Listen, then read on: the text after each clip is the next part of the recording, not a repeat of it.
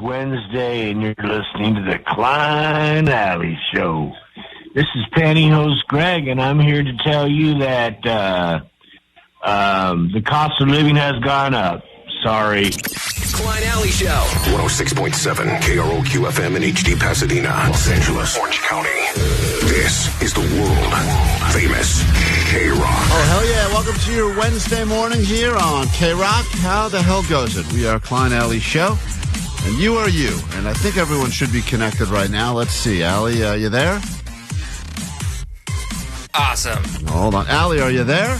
I'm here. There she is. Look at that. We were able to join forces together again. You still COVID? You still COVID positive? You know what? I only tested once, Klein. I'm not going to waste $7 on another test. What, am I crazy? Oh, yeah, buy one? I thought you used an expired one.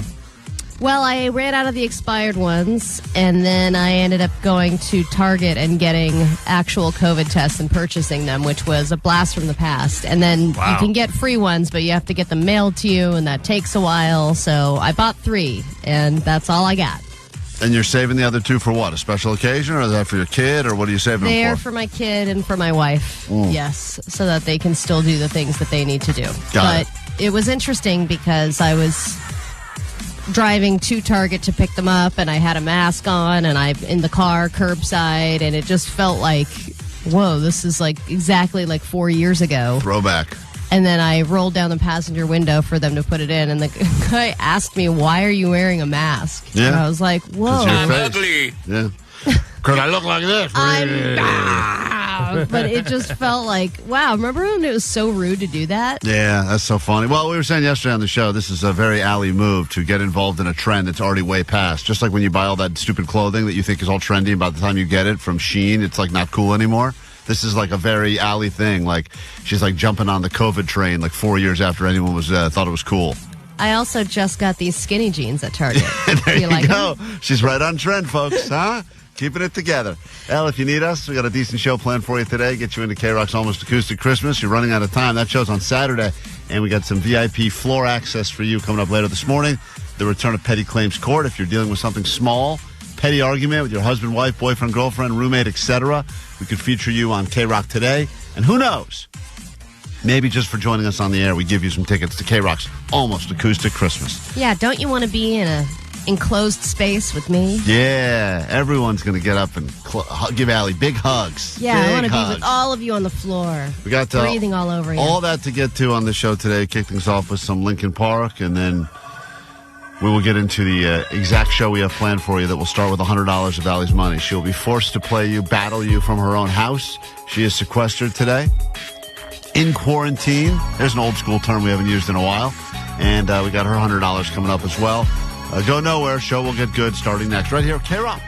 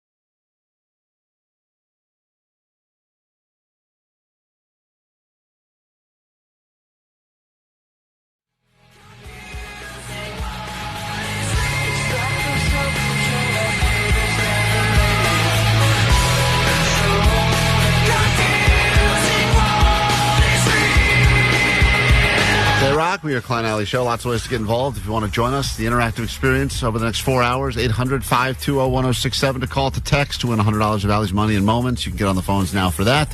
Perhaps you want to win stuff from us later this morning. Those are the numbers you'll need to join us live, 800-520-1067. Of course, if you're just one of the people that likes to leave messages on the GOAT line, that number is 844-956-GOAT. And we've oftentimes been accused of just having a bunch of drunks that sit around and leave their drunk messages on the voicemail line. But that is not necessarily the case, as we will prove to you right now. Hey, guys, what's up? This is not a drunk message. This is a high message. All right. Close enough. Close enough. You know, I think about all the times that I've been high in my life, which I've been many, and I can't imagine I can't imagine high calling someone. I've drunk called a lot, but usually when I'm high, I just want to sit and watch, like, cartoons or something, you know? There's also the plan sometimes to say, I should be calling someone. There's someone I'm supposed to call, Totally. but then forgetting about it's called Domino's. Yeah, once again, it's just Domino's for the 5th time tonight. I must be high. Has anyone not high called Domino's ever? I wonder. That's a great question. Just wanted to get that out there. So you guys are awesome and amazing, but, you know, I keep hearing complaints about, like, music, and I just want to jump on board. Can you guys stop playing so much KROQ music and instead play more KROQ music? Geez, come on. All right. Thank you. Keep up the good work. Bye. It is funny the amount of calls we get that are complaints that will say something along the lines of, all right, enough with the Chili Peppers, play more Green Day. And then the next call is like, all right, guys, I haven't enough Green Day. Can you play? It's just not, you can never make anyone happy. But the reality is we've just accepted the fact that nobody listening to this show will be happy ever. And that is our goal. That is our real goal. But also, when people can control the songs that are played, I don't think you realize what bad taste you have. Yeah, I know. What are you talking about? With great power comes great responsibility. And if we were to say to Jake, like, Jake, you're taking over the playlist today. Trust me, by the fourth Tool song, you would all say, I can't. That's 1 hour right there of music. 4 Tool songs. It's going to be great. Yeah, okay. We're not in charge for a Let me choose the reason. next song. Yeah, Let me choose the next all song. right, Omar. Omar's going to play the next song. He's got the entire music library. Thousands of songs in front of him right now. Maybe more than that. Tens of thousands of songs that have been played on this radio station over the many years. And whenever you're ready, Omar, go ahead. You've got a good Christmas song. Great. Okay. Damn it. See? That's what I said. Hey, you love that? You can't give the people, or what? you can't give the people the power. This is what makes KROQ KROQ. This is That's right. if Omar had his way. This is the Killers, actually. How long does Man, this that go? Brendan Flowers is talented. How We got another minute. go, God damn it. All right. Well, I bet that high guy loves this. he probably loves this. Oh, Great yeah, that was a good finish. one. Oh, wow. Kicked into a second verse there. Why isn't this on the Christmas station? We're actually listening to Coast right now. This is Ellen K. This is Some of her finest work. All right, we got to take a break on that note. Goddamn, let's forget that ever happened. Pull that made me happy. Pull that from the podcast immediately.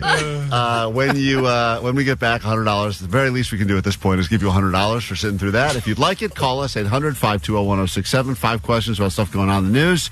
Fires burning all over the place and much more happening. That's if true. you can do better than Allie, then you get $100 of her money. And she's got that COVID brain right now, so she's already got an excuse cooked up and ready to go.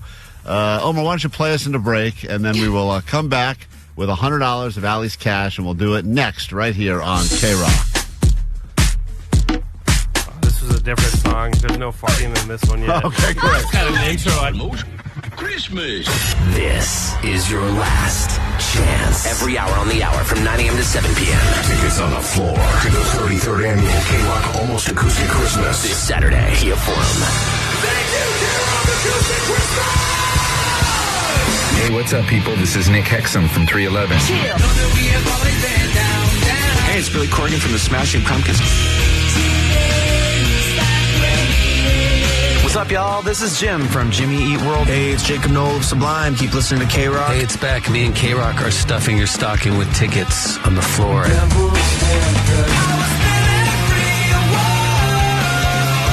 That's when things got out of control. Franz Ferdinand, AWOL Nation, Linda Linda's Baby. And we get kinky sometimes.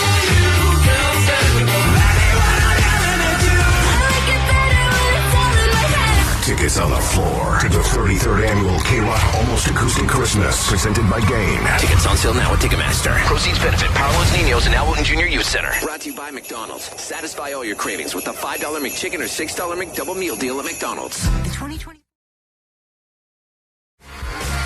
You want to be a winner to start your big holiday weekend? Call us now, 800-520-1067. Got the final round of Gunshot Firework, as we will take a listen together and figure out. It's a game that we all play in Southern California. Sometimes we play it year-round, but especially this week, man. This is the one week where I think we say to ourselves, well, maybe. What was that boom? Maybe that was a firework. Usually I think we think gunshot, duck cover, etc. But we'll give you a chance to play and win. Up for grabs, tickets for you to go to A Quiet Place Day 1 in theaters today. And we'll get you in, and all you got to do is be on the phones now at 800-520-1067 for the final and the hardest one yet. Yesterday, what was the gun, Jake, yesterday? It was a... I think that was a Remington 22. Right, that was a gun. Rifle. That's Allie. What gun is that, Jake? Let me hear that one again, Omar. What gun is that? That's a pea shooter. That's right. Good stuff right there. I do love pee. She sure does. It's a pee in the pool shooter is what that is right there. Let's get to it. It's time for gunshot or firework. Hit it. When you live in LA, you hear nightly. Times are nice. Not that. That's just Ali. Just Ali. Here at KROQ, talking about the sound that happens on your block. Firework or gunshot.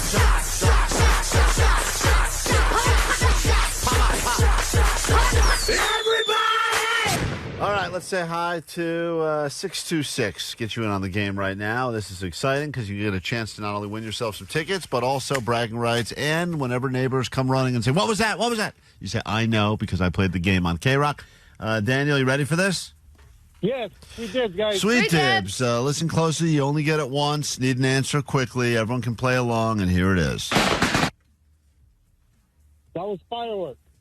Confident. With confidence. See, sometimes it's how quickly they come. Other times you wait for something. He says fireworks on that one. With confidence. You know the difference, huh? Yeah. Let's find out. Whoa, nice. You got it. I was wondering if, you know how Jake can identify the gun, can Omar identify the firework? Omar, you know what type of firework that was on sound alone? You know, that sounds like the Big Eagle 2000. Wow. If I think, so close, dude. That's a Black Cat 247. Jake, that is... Ace! That was called... Useless information. That was actually called Wild Screaming Rooster, if you guys really care. Okay. I do have the names. Wow. If you really do? Oh, yeah, that's wild, because here's the...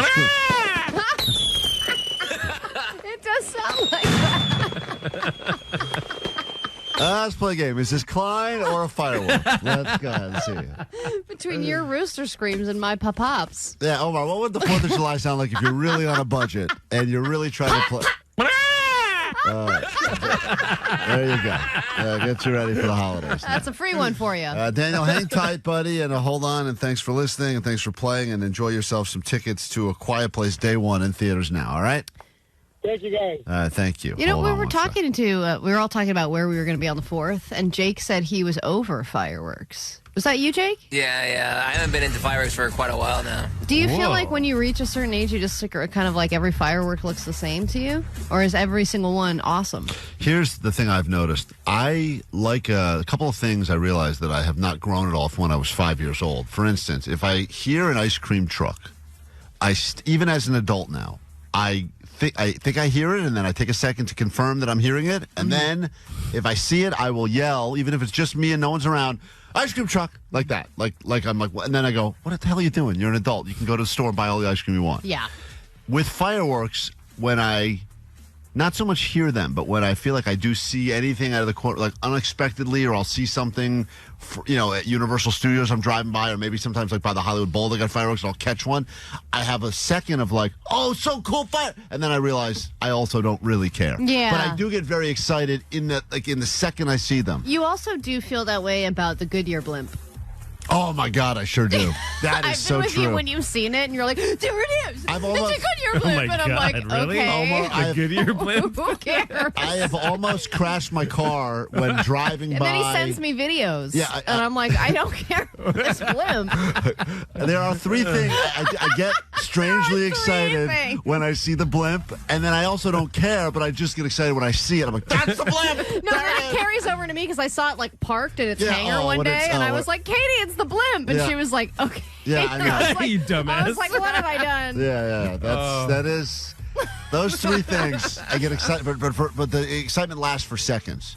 And as you know, the watching of the fireworks, the problem with it in general is, and I know Omar loves parades and probably loves fireworks and this and that, is that you always get some a-hole who stands next to you that constantly predicts that this is the finale. The end. Yes. Okay. Here comes the finale. predictor. Guys, I'm pretty sure. This must be the finale. Yeah, and then I think this is the finale. and you go like, okay, oh, here it is. Hey, this is the hey, look. And by the way, finale looks just like the other part of it. Yeah. And sometimes it's not the finale. It keeps going for a while. You go, I think that's it. No.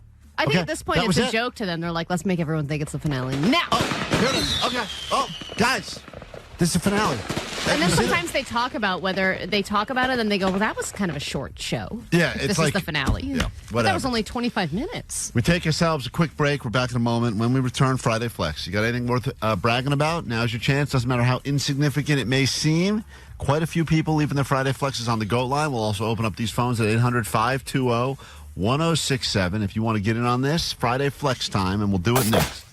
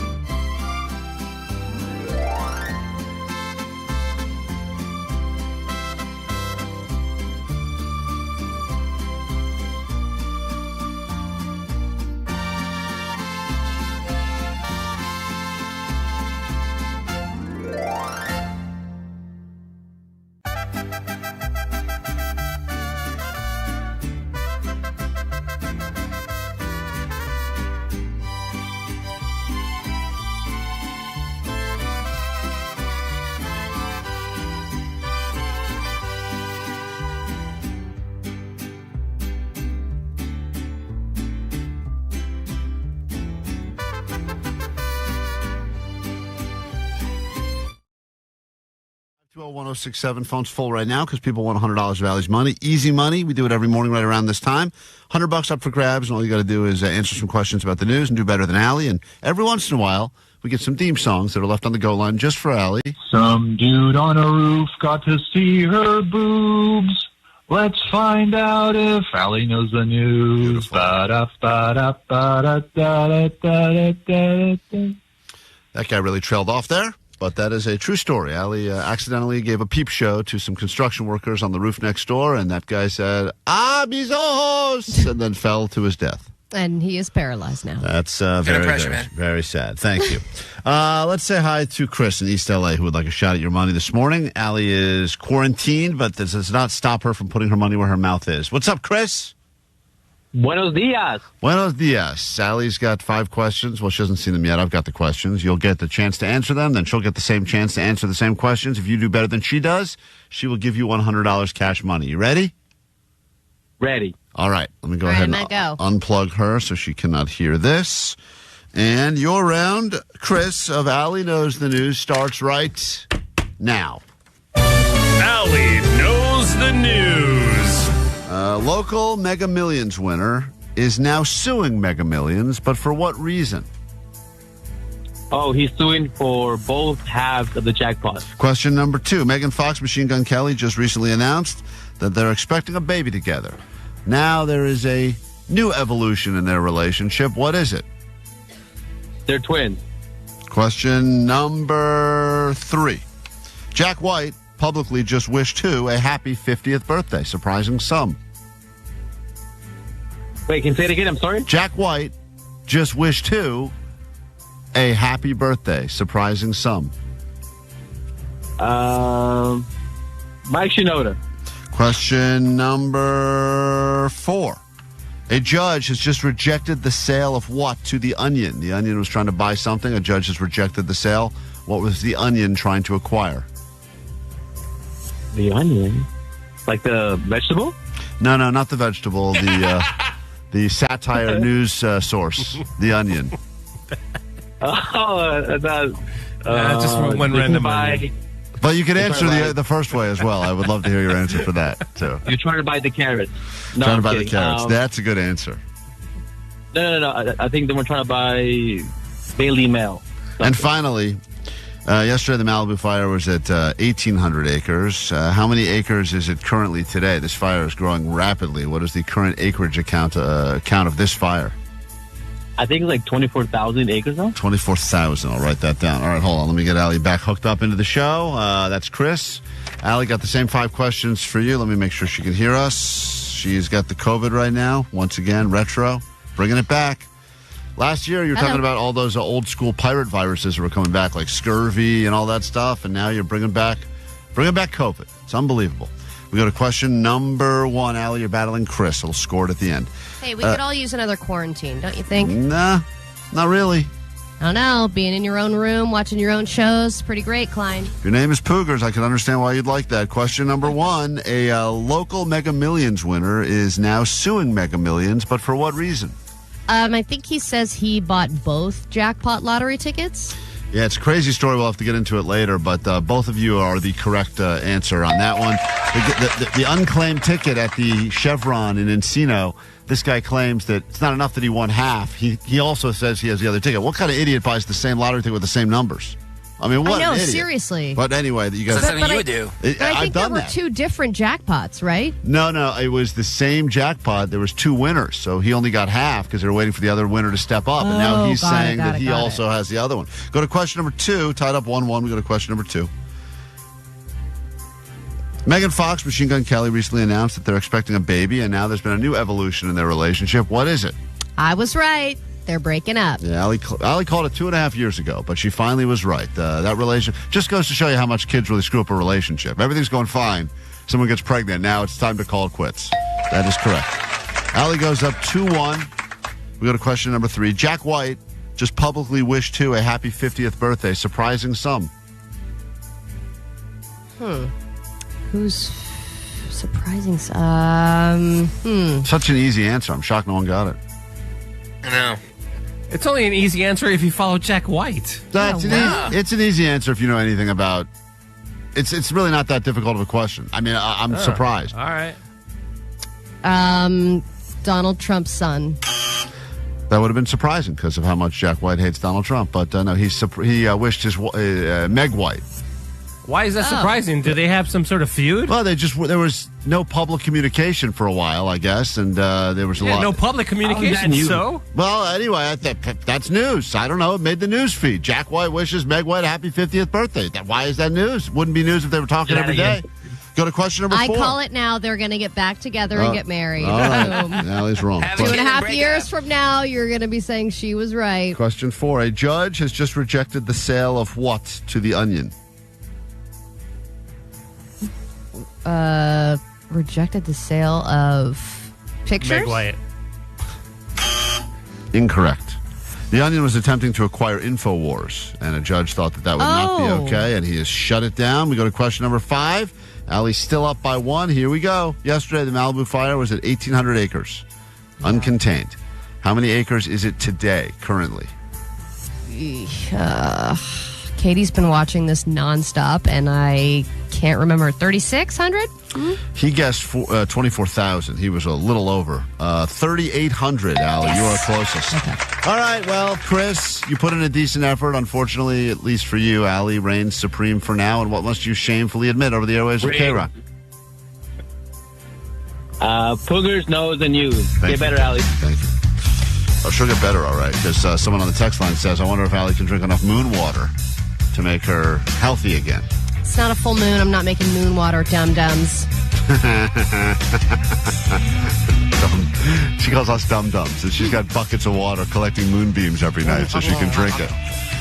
We got lots to get to this morning on the show, including your spots on the floor for KROQ's Almost Acoustic Christmas VIP Pepsi Party. We'll get you into that as well, and give you one of these Vizio sound bars so that you can enjoy that full concert experience in your own living room whenever you damn please. That is just some of the reasons why you should keep it locked with us this morning here on KROQ. Plus, the 12 days of Listmas will roll on. So all that to get to this morning. But first, some Boosh on KROQ.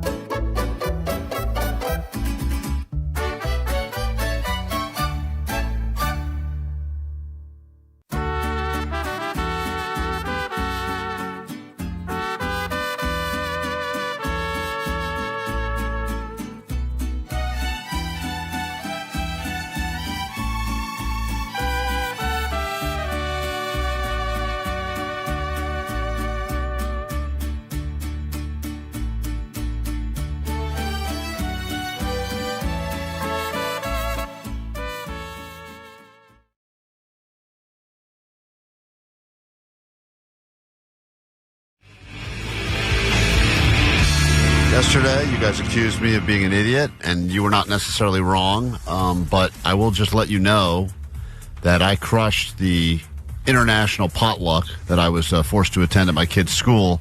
And I didn't realize it was an international potluck. Allie, I'll fill you in case, because I know yesterday you were not a part of the show. Allie is quarantined because she got the COVID again. She's very trendy. And I was told by my daughter that they were having a potluck and every parent had to bring something to the school. And she didn't tell me the most important part of that, and I didn't read the emails from the school or any of the 15 pieces of paper she brought home over the last month. But apparently it was supposed to be a global potluck to celebrate different cultures. So while everyone else brought something to celebrate their culture, like egg rolls or naan or Swedish meatballs or whatever else, I brought biscuits from Popeyes. Because I didn't realize Were that... you supposed to, represent any culture? Yeah, because I guess they were celebrating the fact that they just did a big project where each of them got to, study a country and then, do some sort of a presentation to the class. And as a result, they were saying, it'd be nice if all the parents could bring in food either from a culture that represents your family or a food that you guys like, but it was all supposed to be very cultural. And my kid just said to me, Daddy, we got to bring something to school. And I said, what do you want to bring? And she said, biscuits from Popeyes. I said, great idea. Yeah, she's really taking after you. It's beautiful. It wasn't until I got the email back that it said, we're looking forward to seeing you guys all at the global potluck to celebrate all of the different countries of the world. And everyone had their name and what they were bringing next to them listed next to the country. And then for me, it just said Klein, biscuits. And then instead of country, it just said Popeyes. My favorite country. But I will say this. When I arrived yesterday with the biscuits from Popeyes, I did get a few stares, judgmental stares. But as expected. Oh, from the uppity parents? Yeah, just the people. They were like, you didn't understand the assignment kind of looks? Yeah, exactly. Just the same look I would get at school as a student when I would show up with the wrong thing. Like, I didn't understand. And excuse me, Popeye's Biscuits does have a cultural background that's worth celebrating. I agree. Butter. And it was goddamn delicious. And like everyone who looked at me, I looked at the Popeyes. They went on the table next to all the other things and all the, some guy brought blintzes or something and someone else brought, it was just all these foods. And let me tell you, everything sat there. And the first food to go, like I predicted, the Popeyes biscuits. They were gone within 15 seconds of this thing starting. And not only the kids, they were thrilled. I looked at every parent, every teacher. Everyone was double-fisting Popeyes biscuits. And I said to myself, once again, I maybe didn't follow the rules of the potluck, but this was the winner of the potluck. And a few people that were cool came up to me and said, hey, good move on the biscuits. I said, yeah, you're goddamn right. It was a good move. I celebrate the country of Popeyes every day. Every day. That's a flag I would wave proudly. I will say that when you brought Popeyes biscuits on the Limp Biscuit bus, everybody had kind of forgotten how great they were. Yeah. And I hadn't had them in a long time. Like, I remember having them when I lived in New York, and there was one right down the street from me, and I would get them on Tuesdays when they were like a few bucks off or whatever. But they're so light and fluffy, and they do not disappoint. And you can't have just one. And we raw dog those, man. No butter, no nothing. Yeah, you don't need that. I honey it up. Yeah, of course you should honey it up, but when I brought them on the bus to biscuit or the Loserville bus, whatever that thing was called, I forgot all the accoutrements, so it was just giant boxes of biscuits. But still great. Yeah. Still great. Still great. Still great. And once again, that's one of those things. Allie's right. There are certain foods. No knock on In-N-Out, but we see In-N-Out everywhere. We get it a lot. It's all over the place. You never go more than a few weeks or months without In-N-Out. Popeyes biscuits, you could go 10 years. Yeah. 5 years, you go, I haven't had a Popeyes biscuit in forever. And then all of a sudden, one emerges and you go, because you're making a decision. If you're like in your life and you're driving and you see a Popeyes and you make the decision to pull over or stop or hit the drive-through, you're kind of making a decision that you've given up on the day. Like a little bit. You're going like, today is, I'm going to go ahead and throw in the towel on today. Yeah, plan A and B and C and D didn't work. Right. And now I'm here. Right, now I'm here. And you know that going in. Not that it's not still great, but if you're at a place and there just happens to be a box of Popeyes biscuits, you go, holy yes, I haven't had one of those in a while. Let's see if they still hold up. Yes, you go, damn, they're still good. You also know what you're getting. You know the quality. You know how satisfied you're going to feel eating it, rather than a table full of random blintzes and crepes that you don't know where those came from, because the parents said the exact same thing. How am I going to get blintzes? Right. Where the hell do I get those? And I'm supposed to make them at home. And then you look at a plate and you're like, I don't know what It was the best. This was the best part. It was watching each parent try to explain the complicated thing they brought in and how it my great grandmother was from Hungary, so I brought in this goulash, and the kid would go, all right, I'm okay. They'd move right on, and then they'd grab a few biscuits and they'd call it a day. And I could tell everyone was kind of mad that it was like I almost cheated the system, but every single person there, at the end of the day, let's just say I had a box, one right in the trash. I was actually kind of bummed out I didn't get to bring any home. I was like, I'll bring some of these home. So many biscuits here. That box went right in the trash. And you know who else? Everyone left with almost a full platter. All these people that were bringing blintzes and weird stuff from, faraway lands and no one wanted. Well, yeah, because if you think of the term international potluck, that just sounds like Indigestion City. It just sounds like here's a bunch of things from all these different places that are all not going to agree with you later. Yep. But, the kids don't think like that, just the adults. And I'm telling you, when you can win, kids are easy to win over because, whatever is the sweetest thing usually will win. Or if it's, something, it looks like pasta, they'll eat it. But when you can win over the teachers, the custodians, the adults, that's when you know you've won. And yeah, totally. When you arrived, they probably heard this. Of course. They probably smelled that. Yeah, wafted totally, through the dude. halls. Big box of biscuits. That'll make everything better. Such Remember a win. that. Such a win. So I know that the kids probably didn't learn as much as they were supposed to learn about another culture, but they learned something. They're ever driving on Laurel Canyon, they see that Popeye sign in the sky. They'll know what's going on, Stop in, you load up on a box of biscuits. How's your 2 sweet time, KROQ?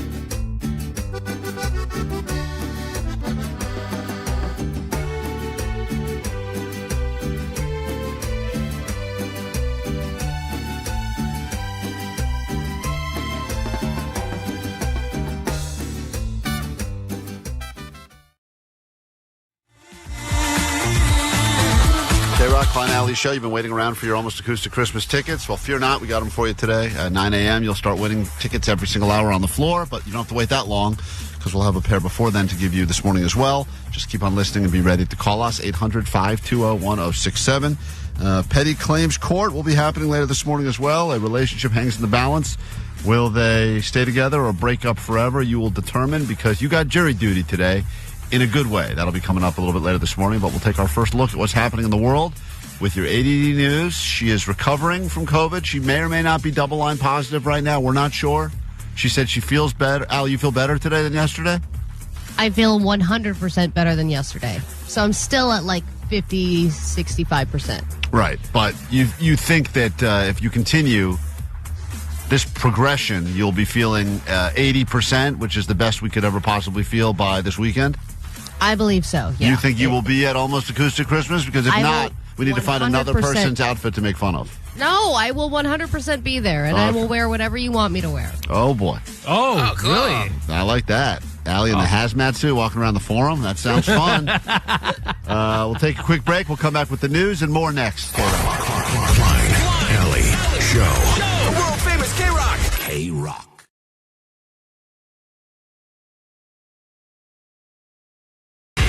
KROQ, Klein Alley Show. Lots of chances to win from us this morning. We got tickets for you to see. Which comedian, Vanessa, are we doing at the Hollywood Bowl? I always forget.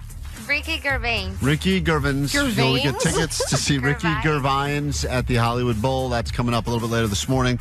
And also, we will get you into When We Were Young. Just announced what a lineup, including the return of Panic at the Disco. They called it quits. It felt like just a year ago. And now they're having a reunion show next October, and you will be Right there. around the kid's first birthday, right? That's right.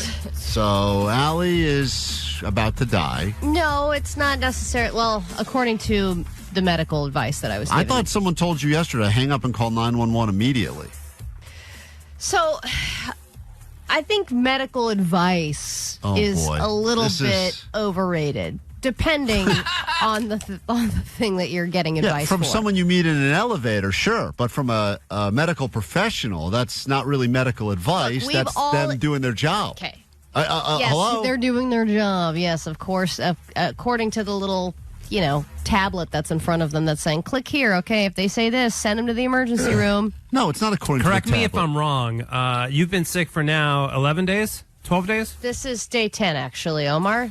Now, what in the world, why wouldn't you listen to a medical professional to make you feel better? Okay, so all of this started because my kid had a horrible virus. Unfortunately, he had a seizure as a result of the virus. Now he is fine. Because Allie didn't listen to any of the medical advice they gave.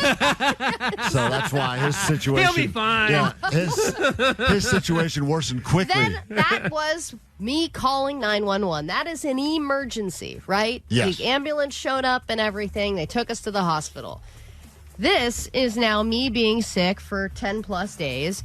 Yesterday, I was kind of given a passive-aggressive suggestion from Katie to call a doctor because at this point, it's just getting a little out of hand, right? And by the way, we've all said that, too, because you're bringing your funk and your germs and your gross in here. Yeah, it's gross. And we all sit around and we're all very close to, way too close to each other. Weren't you just like 4 days ago looking up the symptoms for mono? Didn't you think you had mono?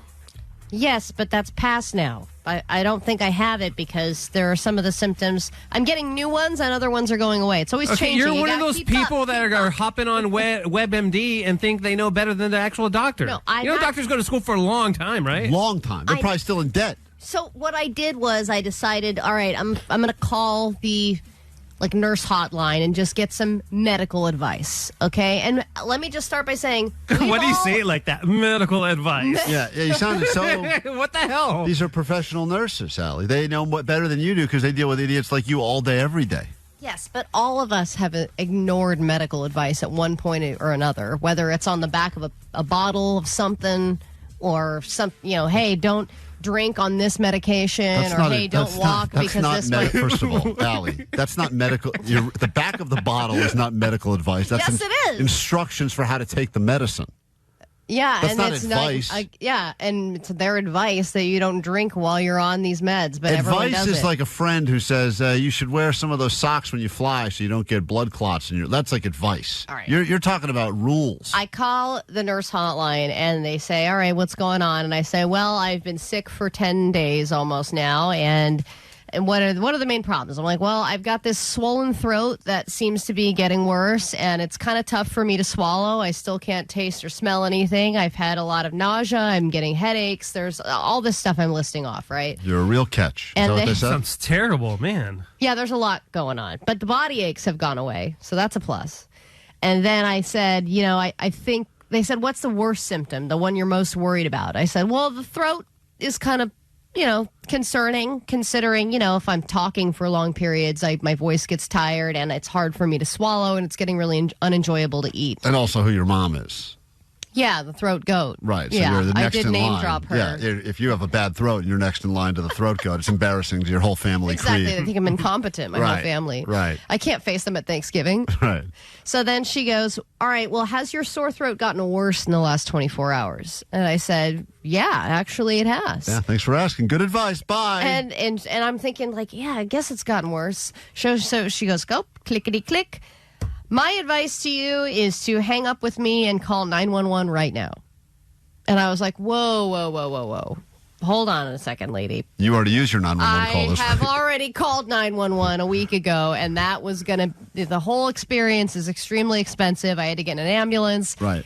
I don't think that's really what I need here. And she was like, well, that's what I'm telling you. And I was like, do you have anything else? Wait, that got it went to like 100 real quick. That's what I thought, Omar. well, I was like, because- this is like her because- checking off a box because you click, then they think my air cavities are Yeah, if closing you're up, having and then trouble, I'm going to not be able Allie, to breathe. If you're having trouble breathing and you feel like your throat is closing, Isn't everyone having trouble breathing? Come on. listen, they're trying. Everyone wants to pass the buck, and they don't want to be the responsible. So even if there's That's something, the thing. yeah, I understand. And probably 911 was the most extreme. I mean, it's like a couple times you go to like a doctor for something small. They're like, look, this is outside of my whatever. Why don't you just go to the ER? And you're like, but I don't think this is an emergency. But they're not Exactly. saying go to the ER because it's an emergency. They're saying go there because they got a wider range of whatever's there that can figure out where you belong. We have a wide Klein, range of things to charge you for. Yeah, that's true.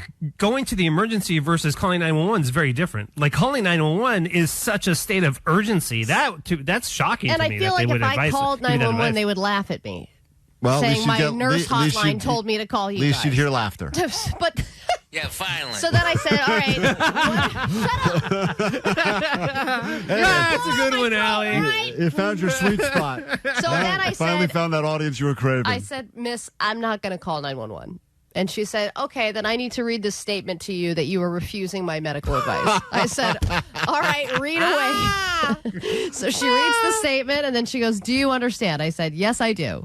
She said, all right, the next level of care is that you need to go to the emergency room right away. I was like, next. You skip that too. Do you have to agree to that statement as well? Yes. All right. Every time she had to read me a statement. So then she goes, what about urgent care? I was like, seems like that'll be a long wait as well. Well, can we skip all the way to the part where you just tell me to take a warm bath? Because that I can do. And then I was thinking, why did I call? Yeah, You know, like what am I really looking for? Because people really just call with something in their mind that they want. They want to hear. They want to hear. So then what I want is for you to just I just want to stop by a doctor's office and have them look at my throat. That's really all I want. So why don't you just do that? I do. I have an appointment today, and I think I'm going to cancel. Great. Because they're going to give you some of that 'Cause advice. I feel better. That medical advice I think I'm that good, you don't guys. need. All right, I'm great. on the tail end, I swear. All right, well, R.I.P. It's been nice knowing you, Allie. There she goes.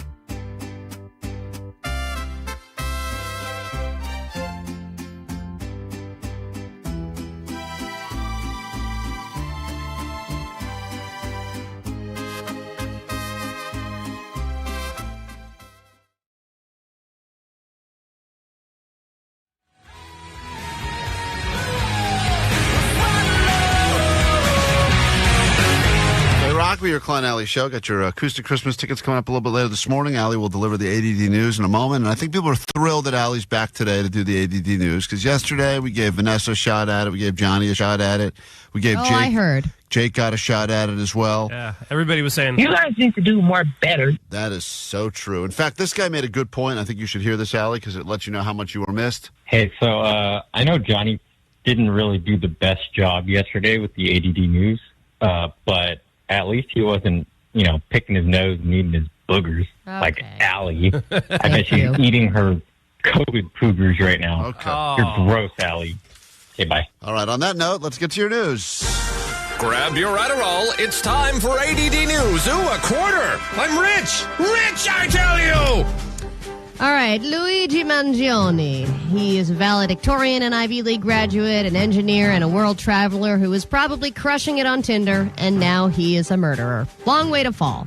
His lawyer already says that there's no evidence against him, even though they've already matched his fingerprints to the ones found at the scene.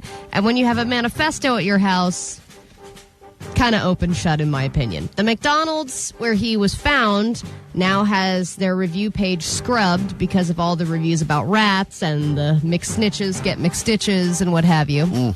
But here's the biggest bummer. The worker who snitched might not even get that $60,000 reward. If you remember, there was a $10,000 reward from the state, and then on top of that, the FBI did a $50,000 reward for anybody who could tip them off and lead them to his arrest.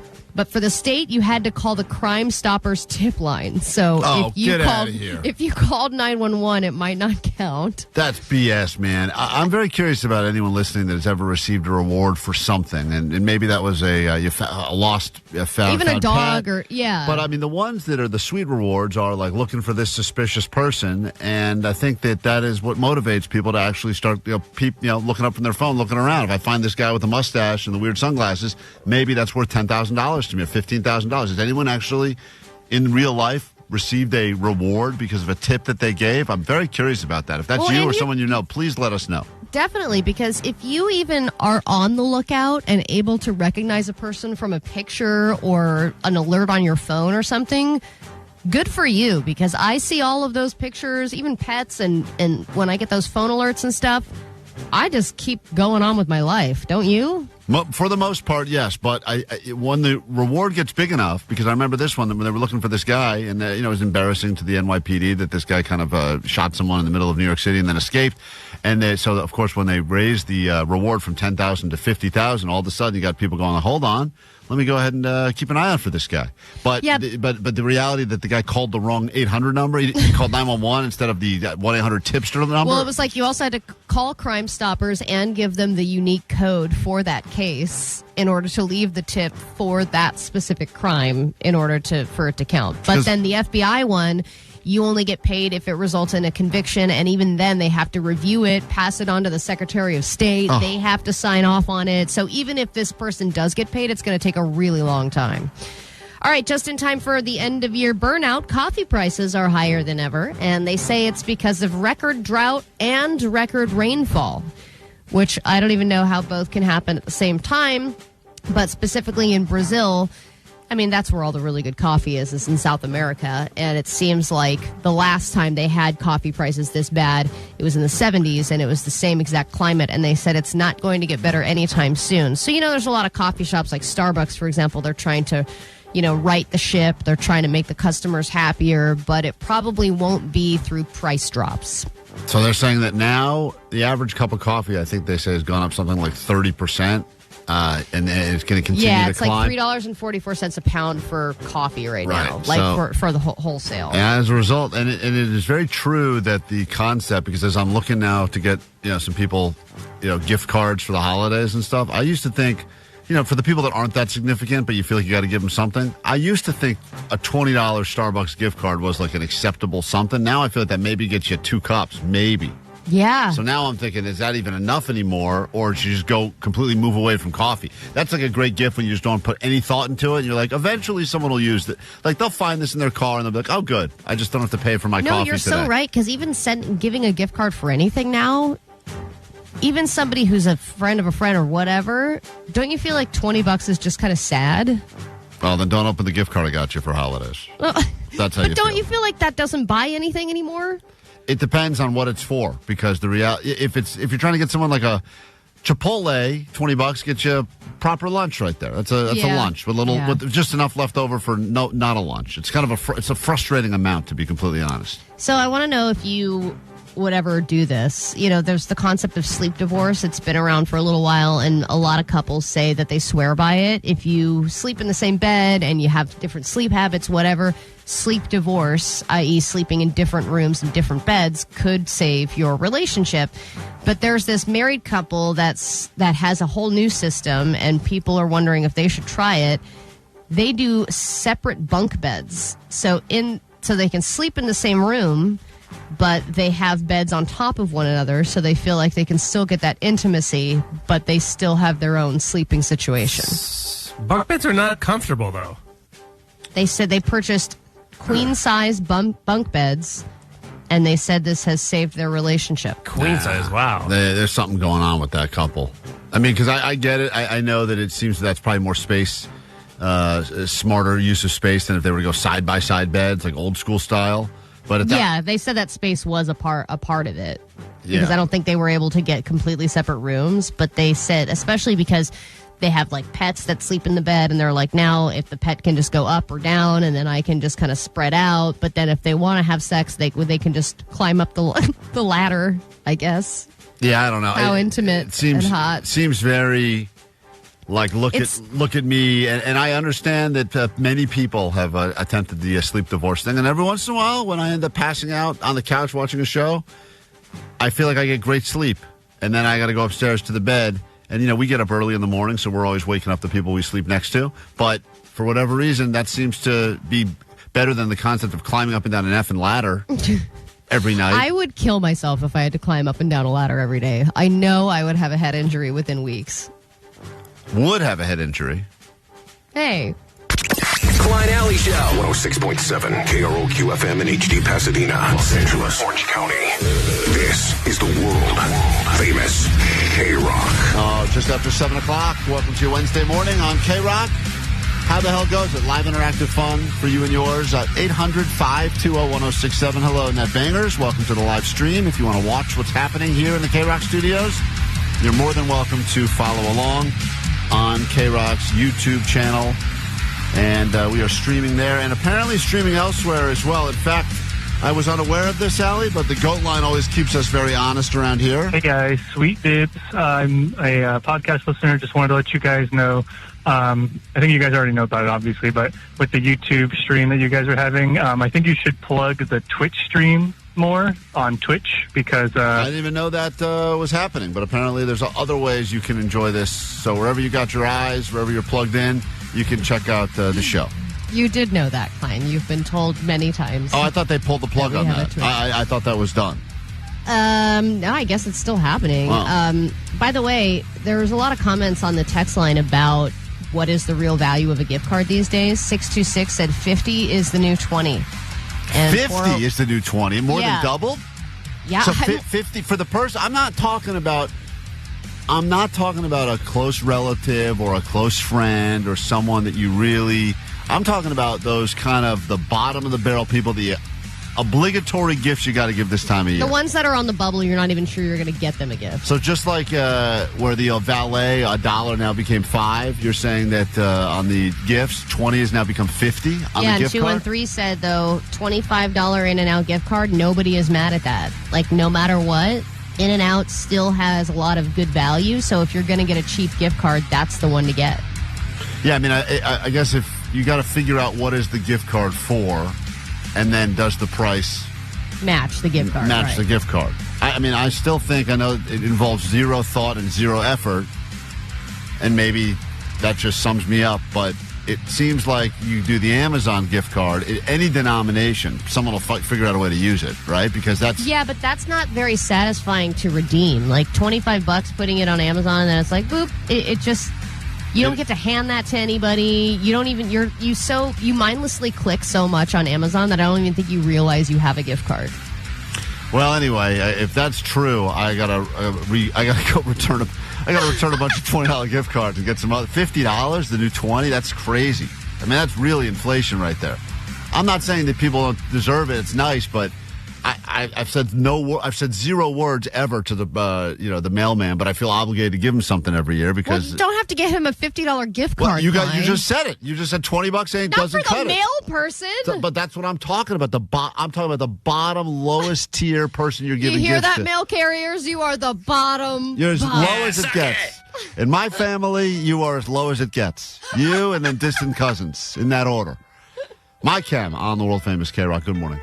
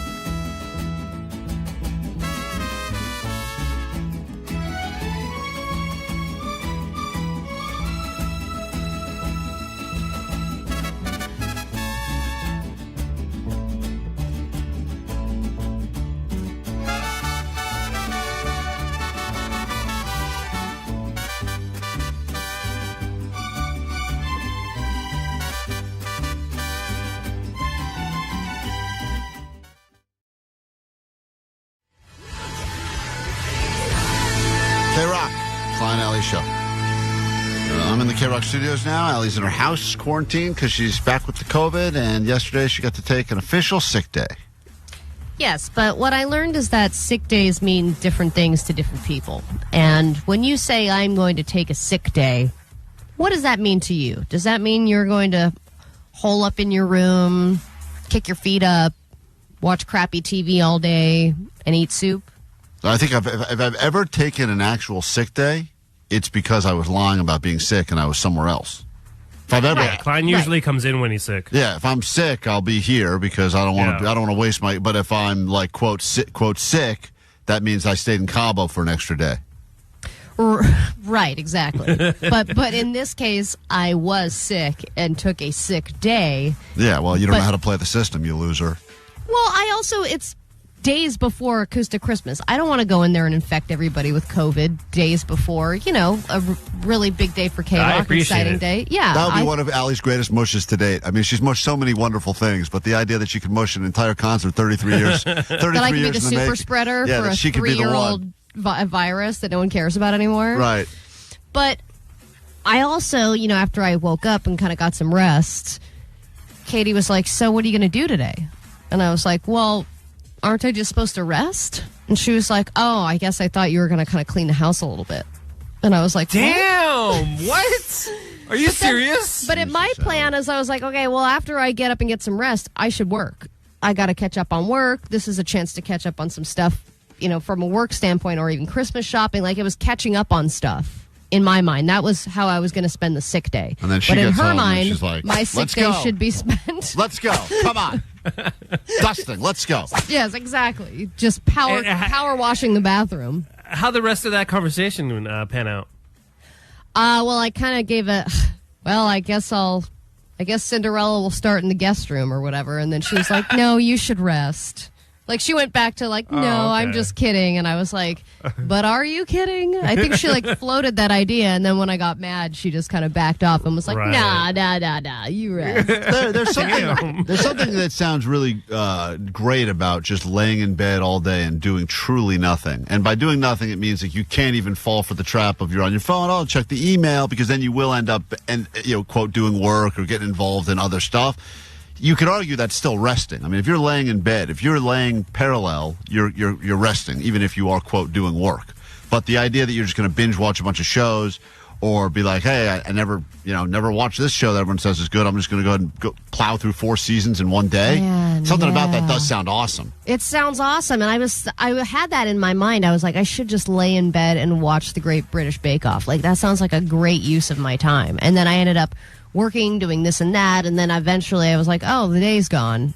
And yeah, I did, I guess, rest, but don't you feel like any day off you should take advantage of it somehow? Like, you feel guilty just laying around, even if you are sick? The real question here, and I'm very curious to get Omar's thought on this, is that I had to send Allie a piece of equipment so that she could broadcast from her house today.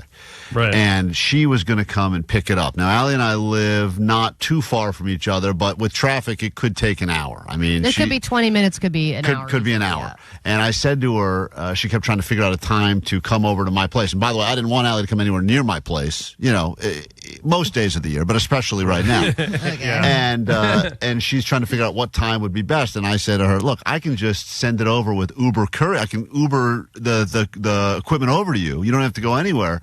And she's like, well, what's the price going to be on that? So Allie has a price. And I said, Allie, even if I go, at what price is it worth it for you to not have to drive 2 hours round trip or whatever it's going to be and sit in traffic when you are, quote, sick? What is her number? And I'm curious, Omar, what do you think her number is, where if it got above that number, she was like, I'll just sit in traffic and deal with it? Because to me, avoiding traffic is like, there's a great value in not having to go anywhere. By the way, before you answer, Omar, I am known to drive at least 20 minutes to pick up a food order rather than have it delivered. Yeah, she'll drive 25 minutes to pick up food, and that's round trip would be 40, so. Yeah. It's going to be 20. You think $20 is her number? Yeah, $20 is her number. If it was above 20, she's like, nope, I'm going to hop in my car. I'm going to go pick it up. She said, what do you think it's going to cost to Uber over this stuff that I need to broadcast from my house? I go, Allie, what does it matter? Why don't you just sit at your house? I'll send it over. She's like, you think it's going to be like $30? And I'm like, what if I said it was? She's like, I guess I'll come after rush hour at 8 o'clock. And I said, all right. I said, Allie, I'm sending it over. If it's too much, don't worry about it. I was going to drive at like 9. Yeah, she was, Oh, my God. she was going to leave. Are you serious? I said, get out of here. I'm sending the thing over. And, but then I knew if I asked you how much it was, you were going to lie to me just so that I wouldn't have to come over. That's right. Exactly. That's exactly what happened. And you'll never know what it cost, but it was well worth it. That's why I just sent you $20. Yeah. Allie doesn't even know. Allie doesn't even know what it cost me to send it to her. She just Venmoed me $20. That's the greatest. It was. I knew you would never tell me anything over that. It was 3 times that. God damn it. No, I'm just it wasn't, was it? It was not. No, it was $15. Thank you. I made $5 on you. Worth it. Nice. Oh, God. I feel the COVID creeping in. We'll take a quick break. When we return, get ready. Your day will get better starting next. It's almost Christmas. This is your last chance. Every hour on the hour from 9 a.m. to 7 p.m. Tickets on the floor to the 33rd annual KROQ Almost Acoustic Christmas. This Saturday, Kia Forum. Hey, what's up, people? This is Nick Hexum from 311. Hey, it's Billy Corgan from the Smashing Pumpkins.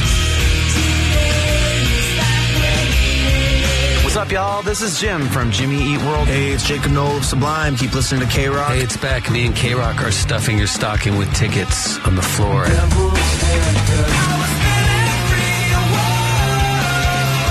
That's when things got out of control. Franz Ferdinand, AWOL Nation, Linda Linda, Speedy. And we get kinky sometimes.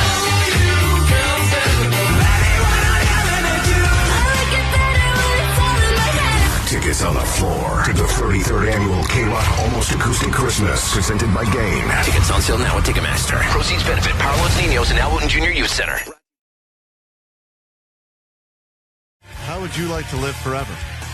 Maybe you don't want to, but at least you'd love the secret, so you could live forever if you choose. That's what it's all about these days. And every week on the show, we check in with another old person that lived to 105, 107, 115, because they got a secret. We've never heard the same secret twice, which makes us think the old people are trying to sabotage, want to kill us off in our prime so they can get all the glory. Here's a tease, Allie, because we're going to get to a brand new old people secrets in a moment, but this is the woman that will be delivering the secret. And if I give out my birthday to people. Oh, my Lord. So get ready, because it's not always easy. We need translation. If you're listening, listen closely. Turn the volume up. And let's go ahead and figure out how we can live together forever with this brand new Old People Secrets. From chicken brain to drinking rain, not getting laid. They call me the barmaid. They call me the barmaid. That's right. Let's live forever with Sweet Dibbit. Time for some old people secret. Johnny Cash, thanks for the song. Let's get to it. Let's meet the woman, then we'll go ahead and guess the secret. You're more than welcome to play along. Most of us look forward to retirement, spending our golden years traveling or just hanging with the grandkids. But one Memphis great-grandmother is getting ready to celebrate her 100th birthday and still taking appointments. Oh, no. That's Is that her her hips. body? That's her hips, yeah. It's moving around. Oil her up, man. That's her crossing her legs. We got to oil her down. She, listen to this. She's 100. She's frozen in a garden. I work because this is what I've enjoyed doing all my life. Now, this is one of those sad stories. It's supposed Heart to be surgery. That's right. I'm still doing it. It's supposed to be inspirational, but it really seems sad. She's 100, she's about to turn 100, and she's still working every day. From a little girl, I always loved messing with my sister's hair. They had beautiful hair. Oh, my God. And I always enjoyed doing this. She's a hairstylist, and she's 100. And would you let anyone who was at that age, No. shaky, etc., handle scissors by your eyes, ears, head, etc.? No, and I've even done my own hair and done a horrible job, and I would still rather give myself another haircut than let this woman do it. And we've seen Allie's haircut she gave herself. It was the most regrettable mullet in the history of hair. I wish I could say a 100-year-old did it, but it was me. You should change the story. Just and that way everyone would make fun of you, and you go, you know what? I supported this woman. Callie Terrell loves making women look and feel good. Hey, look, we With can all the get... same hairstyle. That's what I think when someone's like a really old hairstylist, they have like 5 things that they can do, and they just never change. You're getting a gray afro. You're getting a gray afro. And you're getting. My grandma had the biggest gray afro, and every time she would go and say, "I got my hair done again," I'm like, "Grandma, it's a gray afro. Yeah, exactly. It's just a big puffy gray thing." It's the Golden Girls haircut. Right. It feel good. Oh, when I do it again, maybe pay more. So this is going to be tough to figure out the secret because, as always, the old people are kind of hard to figure out. But I think that's part of the magic of the old people's secret is that you feel like you're deciphering a code. Yeah, I know.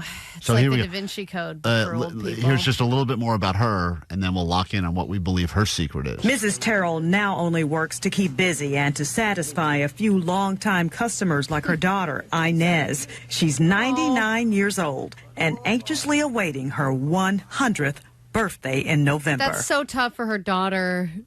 To say I don't want to get my hair cut anymore with you, Mom. I know. It's just like, my mom's been cutting my hair for 60 years or whatever. She probably goes to another place right after to get it fixed. Right. And if I give out my birthday to people, you have to pay for it. 100. How about that? I don't know what that was. I think it's a joke, but That's another thing that I love when they do these interviews. If they try and make them sound funny, because it makes them sound like they're sharp. That's how and she cool. charged for a haircut. Oh, that was she was trying to I say? thought she was whoring herself out. Well, Like, I didn't. I didn't hey, understand. Yeah, what was she saying? You got to pay for it. Pay for 100. 100. So everything's 100 now. How about that? Her zeal for life is amazing. By the way, and imagine 45 minutes of that while you're getting your hair cut. Jesus. I have to give them back. Her zeal for life is Can you cut my ears off while you're at it? amazing, and so is her work ethic. She rents space in a salon now, but once had her own thriving business. Now, this is the saddest part of the story. I want to warn you. There is no salon. She hasn't left her room in 6 years. This whole thing is a figment of her imagination. Wow, it's an M. Night Shyamalan movie. Everyone's playing along. Hi, come on in. That'll be $39.50. It's really a sad, Here you go. sad story, yeah. And then they hand her a couple buttons, and she goes, "Thank you for my pen." Tip. She's outlived almost all of her customers. Oh, God. This is sad. Because she now. got shaky with the scissors. Yeah, they all died of stabbing wounds in their necks. People my age that I used to buddy with, I don't have a single one. I was in a bridge club. I'm the only one in the club that's living. So you got to start looking so at her. how do you play bridge? You're just one person. It's it's just a bridge her. to the afterlife. That's the Rainbow Bridge. That's right. All right, so here we go. It's time for the secret now. We've learned a little bit about her, Allie. Here's what they say. All right. Work is part of her secret to longevity. Just part of it, though. What is the rest of the secret? Okay, you want to live forever? You got to think like the elderly. They know the secret. What is it? I think she wants good conversation. I bet she chats it up with all of her clients, or used to, and that's what makes her feel young and cool and happy. All right. Good conversation. Omar, what's her secret? Working, staying busy, but also, just listen to her positivity. You have to have a positive outlook on life. Yeah, the old people love saying that. Oh, Jake the Nerd, what's her secret? Hey, I gotta stay young at heart. Okay. Thank you, Jake. He waits all week to do his old person impression. It's a good impression. I think he said the same. Pull the clips of him doing just his old people. Oh, my God. thing. It's always back-to-back secrets. It's always the same. Good family. He puts no thought into his actual guess. He just puts his thought into I the think impression. sometimes he just grumbles, Yeah. and we're like, okay. This is what she said. I'm not used to just being up in the house. See, I work so long. I just been around people. So I enjoy being with people and doing something exciting. See? There you go. Being I around was sounding people. just like her. Yeah, you almost nailed it. You kind of did. All right, that's it. We'll take a quick break. Now you can live forever. Just be around people, and you'll live until you're very old. Except it sounds like all the people she was around are dead now, which is a weird thing. 'Cause every group she was a part of. I know. My clients, my bridge club, they're all dead. So Exactly. Netflix, She's the only one left. looking at this woman, I think she could have a suspicious past.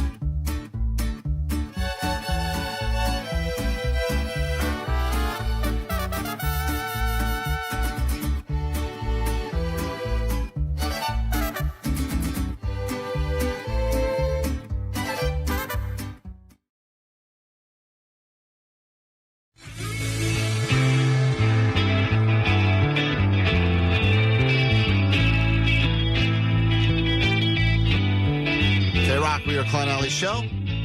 KROQ Almost Acoustic Christmas tickets in your future, VIP style, on the floor as well. But right now, we got a couple we got to meet. They've turned to petty claims court. Sometimes in a relationship, you go to therapists. Sometimes you go to friends. You can't really get honest opinions, but from strangers that have never met you that will listen to your story on the radio and then vote on the text line at 800-520-1067. That's when you can get some real honest feedback about your relationship and, more importantly, who's right and who's wrong. Yeah, I mean, there are therapists who can really tell you, where you stand and how to better communicate. But this is more of a quick fix because we're not professionals, right, Klein? Right, and also therapists will say things like it's not about who's right and who's wrong. Yeah, because it's not. But it is. No, and but it's not. That's what petty claims court is all about, proving that someone is right and someone is wrong, and your votes will determine that. Let's meet the couple as we get into a brand new ruling on petty claims court. In the legal system, cases are tried from Supreme Courts to small claims court. But what about stuff that's too small for small claims court? This is petty claims court. A lot of people reach out to us if you have an issue in your relationship, no matter how small it may seem, and you need us to deal with it. You can always DM us, Klein Alley Show. Send us a text, and we can try to fit you into a future petty claims court. Let's say hi right now to Eric, who's been with his girlfriend for just over 2 years, and you are accusing her of something, and we will let her defend herself. But what is it that you've turned to us for, Eric? Good morning. Hi, good morning. Sweet Divots. Sweet Divots. What's going on? So, yeah, she's making me want to throw away, she's threatening to throw away my favorite pair of boxer shorts. Why? Is there a reason why? Did you have it with an ex or something? Yeah. No, so she claims that they have too many holes in them, and they need to be retired. Ah, yes. Yep. There's always someone in the relationship that determines that they are going to be the judge, jury, and executioner of all of their partner's clothing. And I absolutely, it's not me. I don't do that. But I get that done to me as well. And it's not just underwear. It's underwear, shirt. Oh, yeah, that one's too old to wear. What are you talking about? It's great. Love it. Well, and why are they your favorite underwear? What are the qualities of it that you appreciate?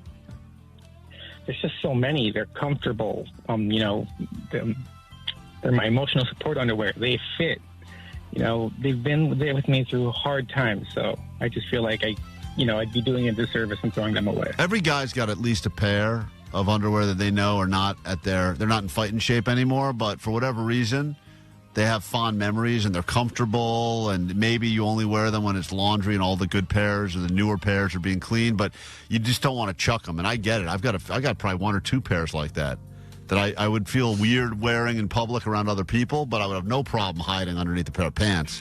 And how long have you had this pair of underwear? Maybe 7 years. Okay, so before the relationship. Yeah. Were they given to you by an ex by chance? Because that's the other. Were they like a Valentine's Day gift from an ex or no?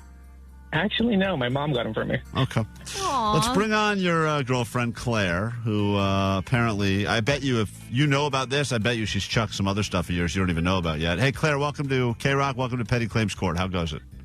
Hey, well, thank you for having me. Sweet Dib. Sweet Dib. So Eric is your boyfriend of 2 years. You guys live together, or? He is, and yes, we do. We just got an apartment this last summer. It's our first time living together. So now it makes me, it seems like potentially this is part of your plan to start slowly taking over the dresser. Is that true? You start chucking his stuff, make more room for your stuff? No, he actually has his own dresser, so it's not an issue of space. It's just these underwear are wildly unsexy, and they're about a week away from having to tie a knot in them to keep them on him. Oh, like the elastic band is bad too? Oh, yeah. There are about twice as many holes in there as there should be, and the elastic is almost completely shot. Twice as many holes as there should be. How many should there be? I got to have the main holes. There should be 4 right, holes. Yeah. One for each leg, the body, and then, the other one. I see, right. Yeah, talking about the pee hole. I get all that. Okay, you're right. And you also find these disgusting. When he wears these around you, you find yourself very turned off. I really do. I mean, I love the man. I do. Don't get me wrong, but these underwear, they're just not it. And is this a situation where these underwear are irreplaceable? Like, I don't know where, the mom got these. No, they're broken in, Allie. They are irreplaceable. I'll answer that because even if you got a fresh pair of the same ones, they're not going to wear the same way. This guy's, these have now pretty much become a part of him. Exactly. Allie, didn't you? Hold on. You of all people, didn't you have a bunch of University of Pink underwear that your wife finally made you chuck because they were all ripped up and holy and stuff? Like, because Allie graduated from the University of Pink in like 2004 or something like that. Yes, and now my graduation is now framed and in my studio right here next to me. Yeah, but you had to get your wife went through your underwear drawer and chucked a bunch of stuff because she said it was gross. She's made me chuck a bunch of things. She's made me chuck a lot of different underwears and socks, because she thinks that if socks get one hole, you have to throw them out, and I disagree. I just don't think that having one hole in something really means that you need to throw it out and get new ones all the time. And I also think that there's a conspiracy with these underwear and sock companies that they make them wear very quickly because they want you to consistently always buy new ones, and that's not fair. All right, well, enough about that. Let's get back to the case that matters now. I bet he agrees with me. Which is, he's had 7. Listen, he got a pair of boxers for 7 years. That's a good run. That is an impressive run. Would you be okay, Claire? It's not our job to solve this case. Eventually, we'll turn this over to a jury of people listening now. And if you're in a relationship where someone feels that they are the determining factor as to what goes and what stays based on, everyone's got their own gauge. Have you thrown anything else out of his since you guys moved in together, Claire? Yes or no? No, nothing. And is there anything else you would like him? Oh, wait, what? She has, Eric? I want to say she has. I've found that I'm missing some socks too. That she would claim that they're not worthy, but different case for a different day. I have not thrown away any socks. Would you be upset if he said to you, Claire, hey, this bra of yours is a little worn out, I'm going to go ahead and chuck it? Would you think that was acceptable for him to make that judgment call or no? Oh, yeah, absolutely. But I think I would throw it away first because I absolutely hate when my stuff is worn out. Yeah. This is a bigger situation here, and it's going to sound very sexist and gender specific, but women, I have noticed, if there's maybe not you, Allie, but real women, if there's a little thread out, they go, all right, well, let's just go ahead and get rid of it and start fresh, go shopping. And a guy will be like, I will wear that until it is... my dad is wearing the same shirts now that he wore when I was a baby. I see pictures sometimes. I'm like, that's the same T-shirt you wore when I was just coming home from the hospital. And at some point, they develop, like once they're old enough, they become not only cool again, but they develop almost like a third or fourth life.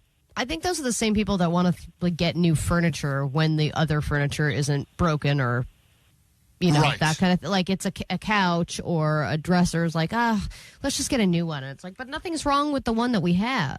But people think just because it becomes imperfect means you need to replace it immediately. Yeah, I'm not like that at all. I have stuff that's with the couch you are. I have stains. This couch I have had now, I've had through 6 different moves, and the thing is covered in stains. And I refuse to replace it. My wife is the one who's going, we got to get a new couch. I go, why? What's the point? We're just going to stay in that one. Like we got if you stain it enough, it will look new. Right. You got to get even stains. So we're dealing right now with a case, Petty Claims Court. Eric has brought Claire, his girlfriend of 2 years, to us because she is demanding that he throws out his most favorite pair of underwear that he's had for a while. She claims they're all holy. They're barely being held together. It's just one pair of underwear, but it starts with one pair of underwear, and then it's a slippery slope where she starts determining what things you own need to go in the garbage and what things are worthy. And I'm going to tell you right now, there's nothing worse than seeing your own clothes at a Goodwill and thinking, that's a cool shirt, I should buy it, only to realize your wife dropped it off there 3 days earlier without your knowledge. 949 said, when it is worn out, it is more comfy. I truly believe that, so I will never throw away boxers, even if they are a little bit worn. 626, I'm a guy, and I just bought six-pack of boxers for $15 last week. They're cheap, guys. Why do we need to keep every single pair that we have? I will buy more, but I will usually never throw out the old. Like, I'll look at it and I'll go, I need more ones. New ones, but I will keep the old ones. Will just eventually disintegrate like compost. Yeah, that's because there is a time, and every guy knows this, that elastic waistband, it no longer bounces back. It just keeps on moving and turns to powder almost. Well, apparently this guy has to tie the elastic around his waist. We will get to 10 seconds of closing arguments, and then, of course, we will turn this over to a jury of your peers. They will vote who's right, who's wrong, and that's all that matters. Katie, though, I just want to get some outside opinions on the phone right now. You're listening to this. What do you think? I honestly think that I'm on Claire's side because what I do with my partner, I throw them away and he doesn't even notice. You get them new pairs, they don't care. And I'm saying, dude, if his mom bought it for him 7 years ago, his mom could buy him another pair of underwear for a Christmas gift today. You know? All right, that's Katie's opinion. 10 seconds, closing arguments. Claire, we let you start. You're trying to get the jury to vote for you. The first 100 votes on the text line at 800-520-1067 will determine who wins and who loses this petty claims court. Claire, your 10 seconds starts now. Go ahead. All right. So I really just think that these underwear, they have served their purpose. They have been his emotional support underwear for 7 years. Now we can train a new pair to be the emotional support underwear. Eric, 10 seconds, closing arguments. Go ahead. I counter that with saying that why replace them? I mean, they have a soft spot in my heart, and I honestly don't feel like I have the energy to break in a new pair of underwear. I feel like if he was on a life raft that was sinking and he could only save the underwear or Claire, he would go for the underwear. That's the vibe I'm getting. Says he doesn't have the energy to break in a new pair. 800-520-1067. Let us know your votes now.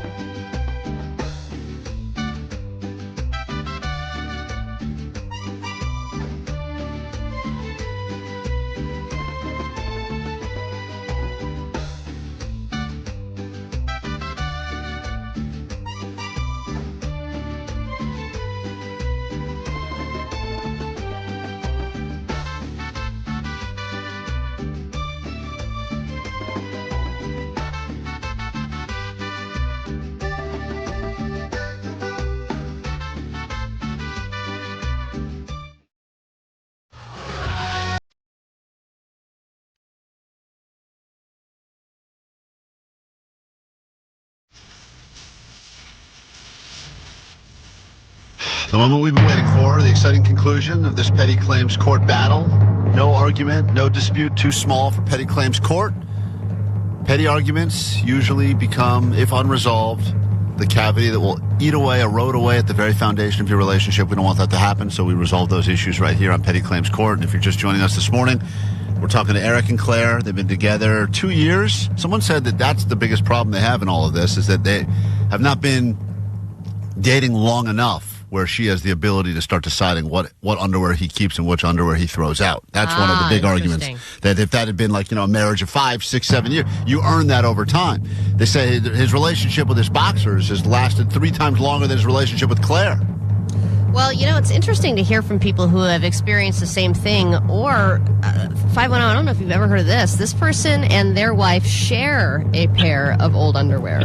What? I had them, and then my pregnant wife now wears my boxers, and they're all stretched out to the point where I can't wear them. So I wore them and then wore them out, and then now she's wearing them and wearing them out, and we both don't have the heart to get rid of them. I have noticed that when I have a T-shirt that gets so worn that it is no longer acceptable for me to wear in public. I mean, it looks that will usually become my wife's new favorite sleep shirt, where she will take it over, and that is the shirt that she will choose to sleep in. So my trash becomes her treasure, and she loves it when I wear through a shirt. And she almost to the point now where I feel like when she tells me, all right, this one's done, I know that she has something to gain from it being done. So I almost don't trust her. But listen, a lot of votes here. We will read the ruling in a moment.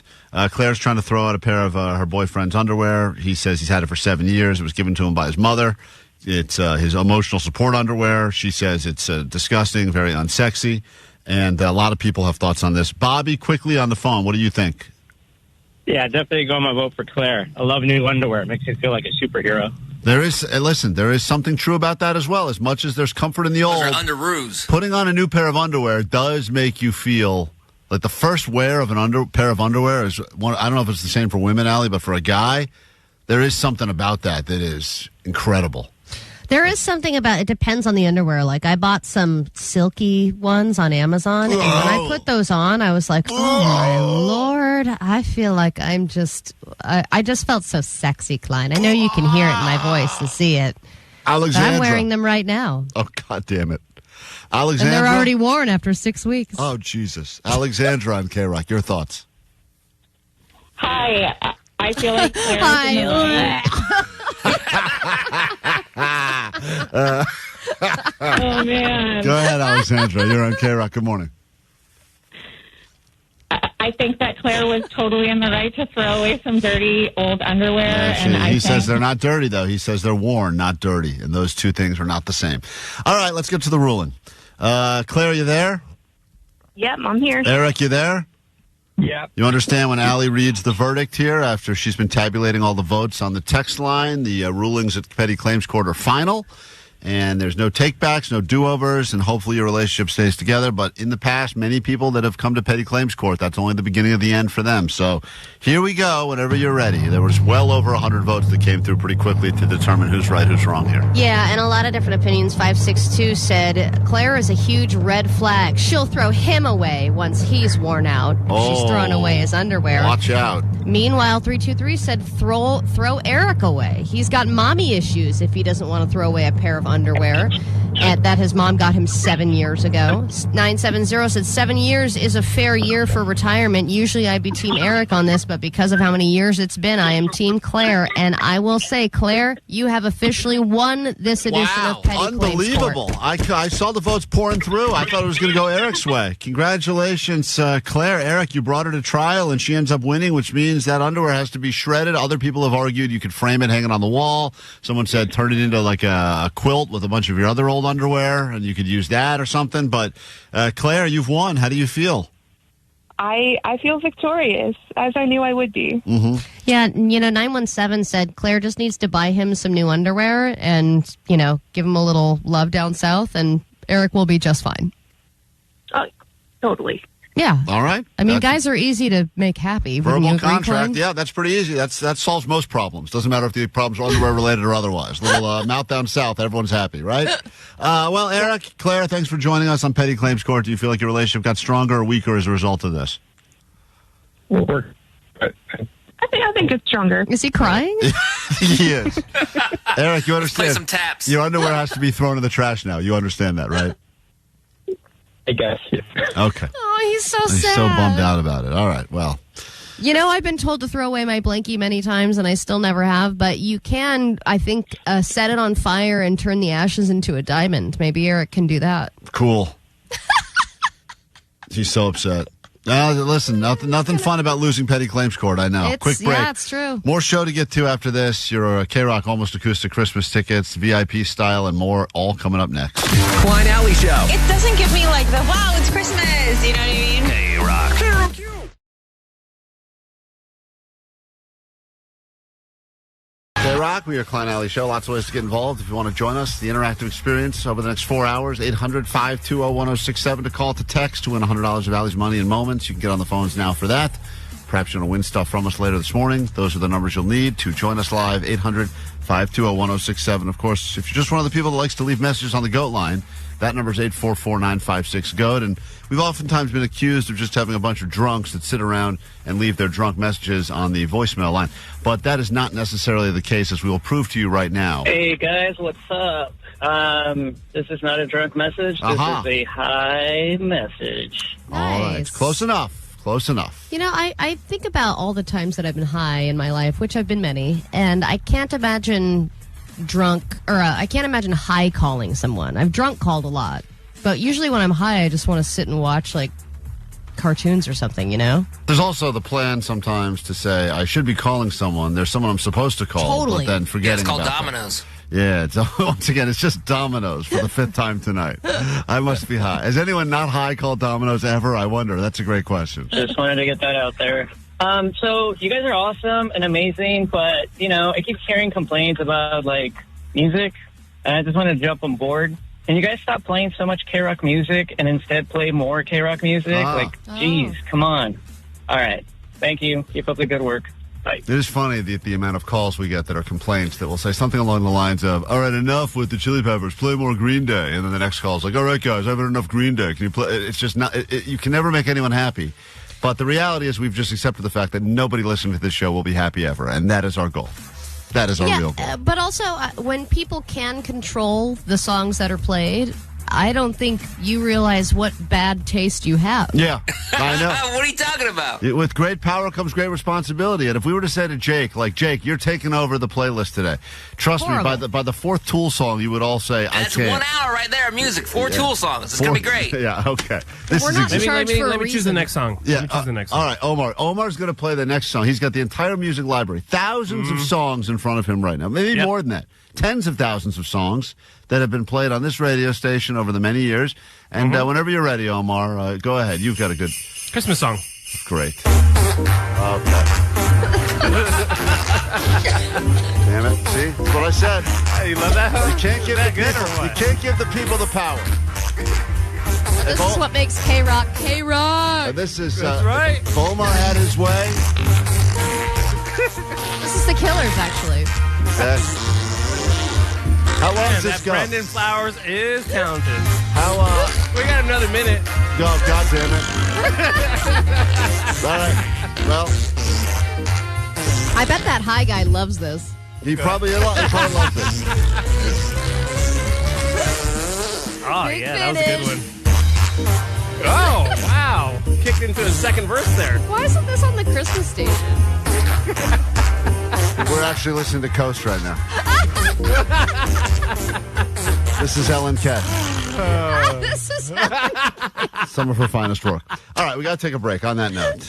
Goddamn, let's forget that ever happened. Pull that that made me happy. Pull that from the podcast immediately. When we get back, $100. The very least we can do at this point is give you $100 for sitting through that. If you'd like it, call us 800-520-1067. 5 questions about stuff going on in the news. Fires burning all over the place and much more happening. That's if true. you can do better than Allie, then you get $100 of her money. And she's got that COVID brain right now, so she's already got an excuse cooked up and ready to go. Omar, why don't you play us into break, and then we will come back with $100 of Allie's cash, and we'll do it next right here on K-Rock.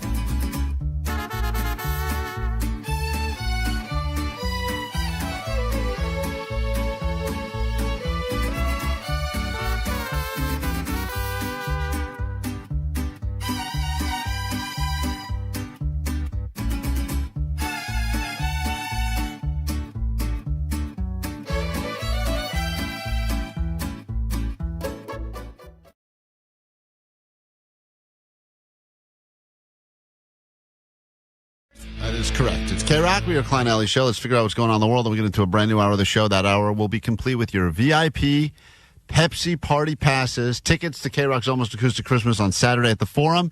And on top of everything else, we will throw in a Vizio. Oh, this is great. This is where the stuff gets good.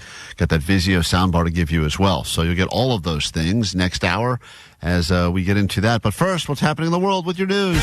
Grab your Adderall. It's time for 880 News. I just remembered, today is trash day. And speaking of garbage... All right, I know getting big gifts is nice, but opening the stocking, I think, is the best part of Christmas. A lot of the time, it could be good, it could be crap. You got to stick your hand down there and find out. And one of the hot stocking stuffers this year is unclaimed mail, according to the internet. People are buying boxes of mail that have gone unclaimed at the post office for whatever reason, and you can buy these boxes, either mini ones or big in bulk boxes, and then you can find valuable stuff. You just got to sift through it. You can find Chanel bags, fake IDs, or you can find weird stuff like a human-sized Bowser suit. You never know what you're going to get, so you can either buy one for yourself, sift through it, and then put stuff in, stockings that you feel like people are going to like, or you can just give somebody a box for Christmas and then they can open it up and go through it themselves. And one of the biggest companies that's doing this is called Fun Delivered. I'm on their website now, and you can buy a smaller box, like a sampler, for $40, or you can buy these big mail mix bundle boxes for $100. This is all mail and packages that was supposed to go to other people, never claimed or whatever. They got that note you get on your door that says, hey, couldn't deliver. You got 2 weeks to pick it up at the post office.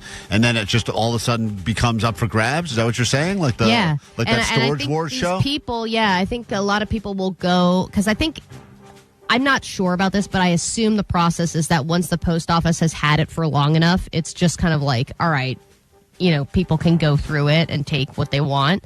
So these people will go through and sift through and put these boxes together and then auction them off to people. But I'm looking at one of the sample boxes has a package from Temu. Who knows what's in it? No, but it's it wasn't crap. claimed. Whatever it is, definitely crap. Yeah, or it could be like a present from Aunt Kathy that you're like, well, I don't really care. She always gets me weird sweaters, so I'm just not going to accept the package. I'm not going to go to the post office and pick it up because who wants to go to the post office? Omar, didn't you have a friend that sent turds through the mail, like as a revenge or something? Didn't you? No. There's a service that does that. I didn't do that. Oh, okay. Or I don't have a friend but that's funny. Yeah, because you could. I mean, the thing about that, you think, you're going to buy a bunch of unclaimed mail. It's going to be gift cards. It's going to be cash. It's going to be random checks maybe that you could figure out a way to forge the back of and get into your account. But the reality is it's probably, like most of the mail you get, it's probably all garbage.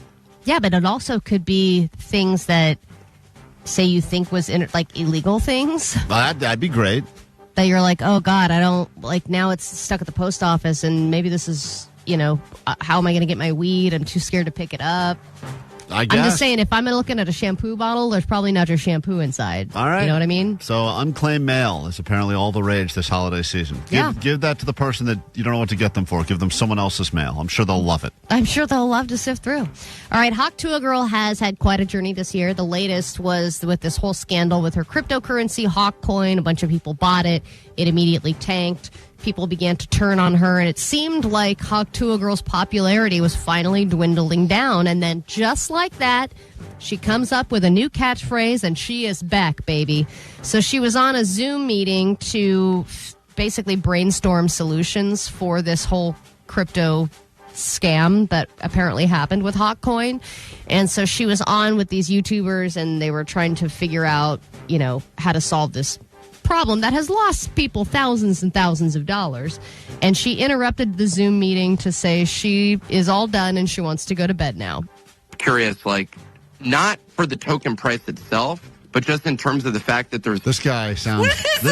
This guy sounds like every single person that I would imagine is on a Zoom to discuss the Hawk Tuah coin. And I hope this guy lost all his money. So much coin. On Hawk Coin. This guy sounds like the original Hawk Tuah. He spits on everything, this guy.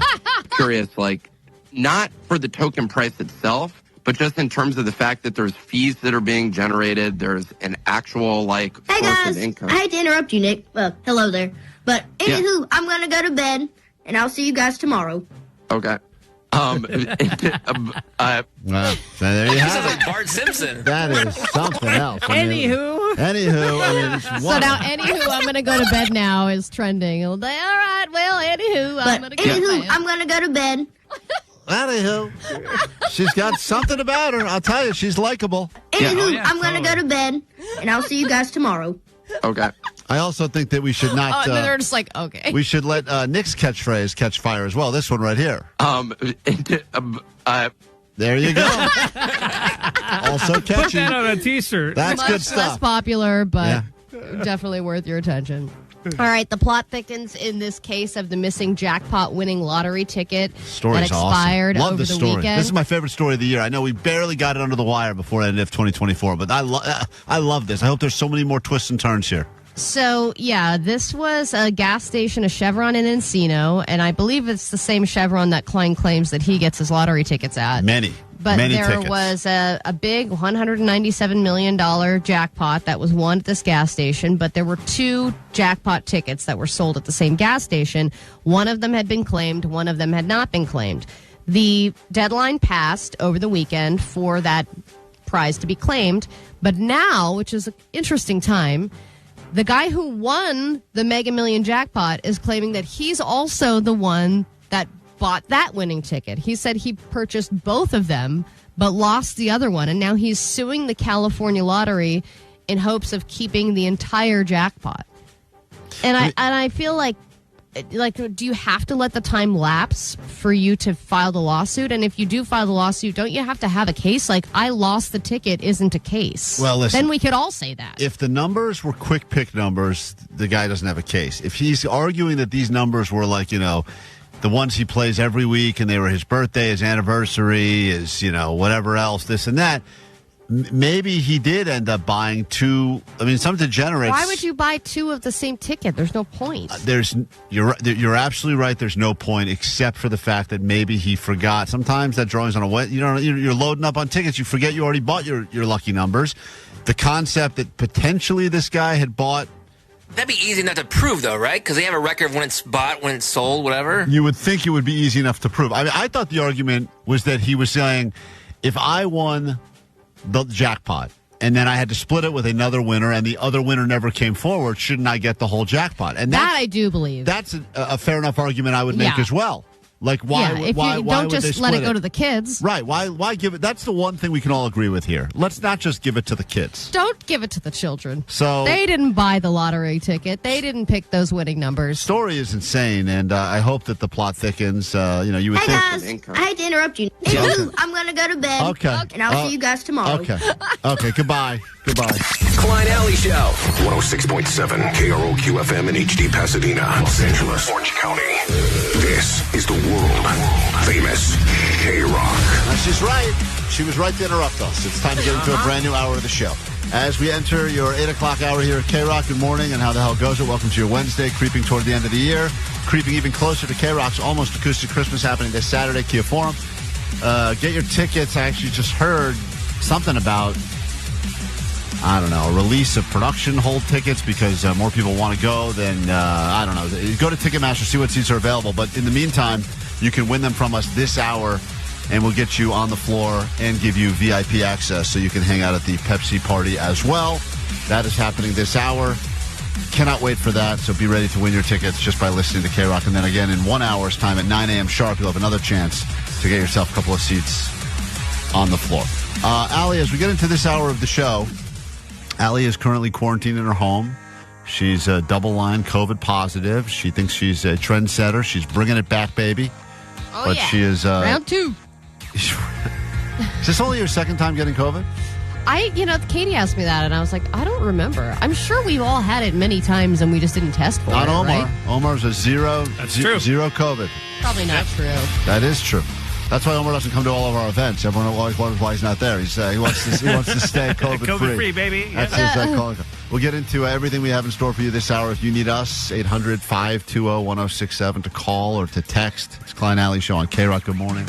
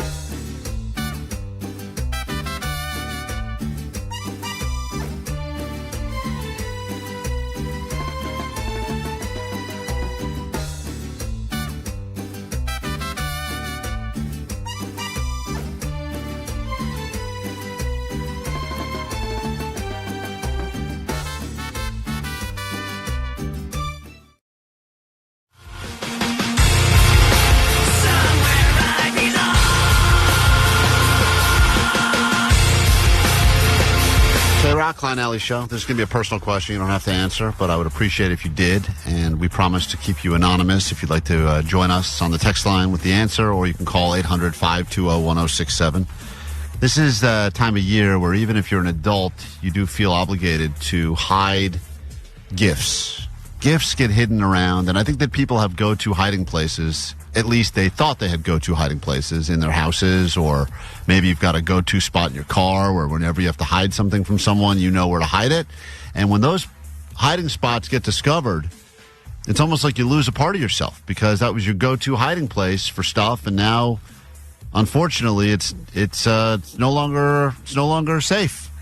Well, that's what happened to me. Klein, I know for you, every gift I've hidden this year has been either found now by my kids or my wife. So I am out of hiding places, and I'm hoping that anyone who has got like their go-to spot, maybe they've got a better one that I haven't thought of. It's something very freeing about, even though you're anonymous, sharing where is your hiding place.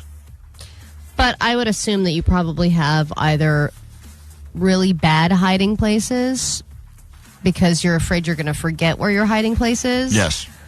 Or once you find a really, really good one, you want to keep it to yourself. Yeah. You don't want anybody to find out about it. So that's where you probably hid your winning lottery ticket or that winning sports bet that you made a long time ago. Those ones, they will never be found. But other than that, you probably have pretty predictable hiding spots. Like, what are your hiding spots? Well, I had a great one. I had a good one going for a while, but unfortunately only accommodated presents up to a certain size. But I have like... What was it, garage? You got it. No, it was... I have shoe boxes in my closet, and some of them have actual shoes in the shoe boxes, but other ones are empty boxes that I will use to hide things in. I think closet is a rookie move with hiding spots. Well, of course it's a rookie move. All of closet is out.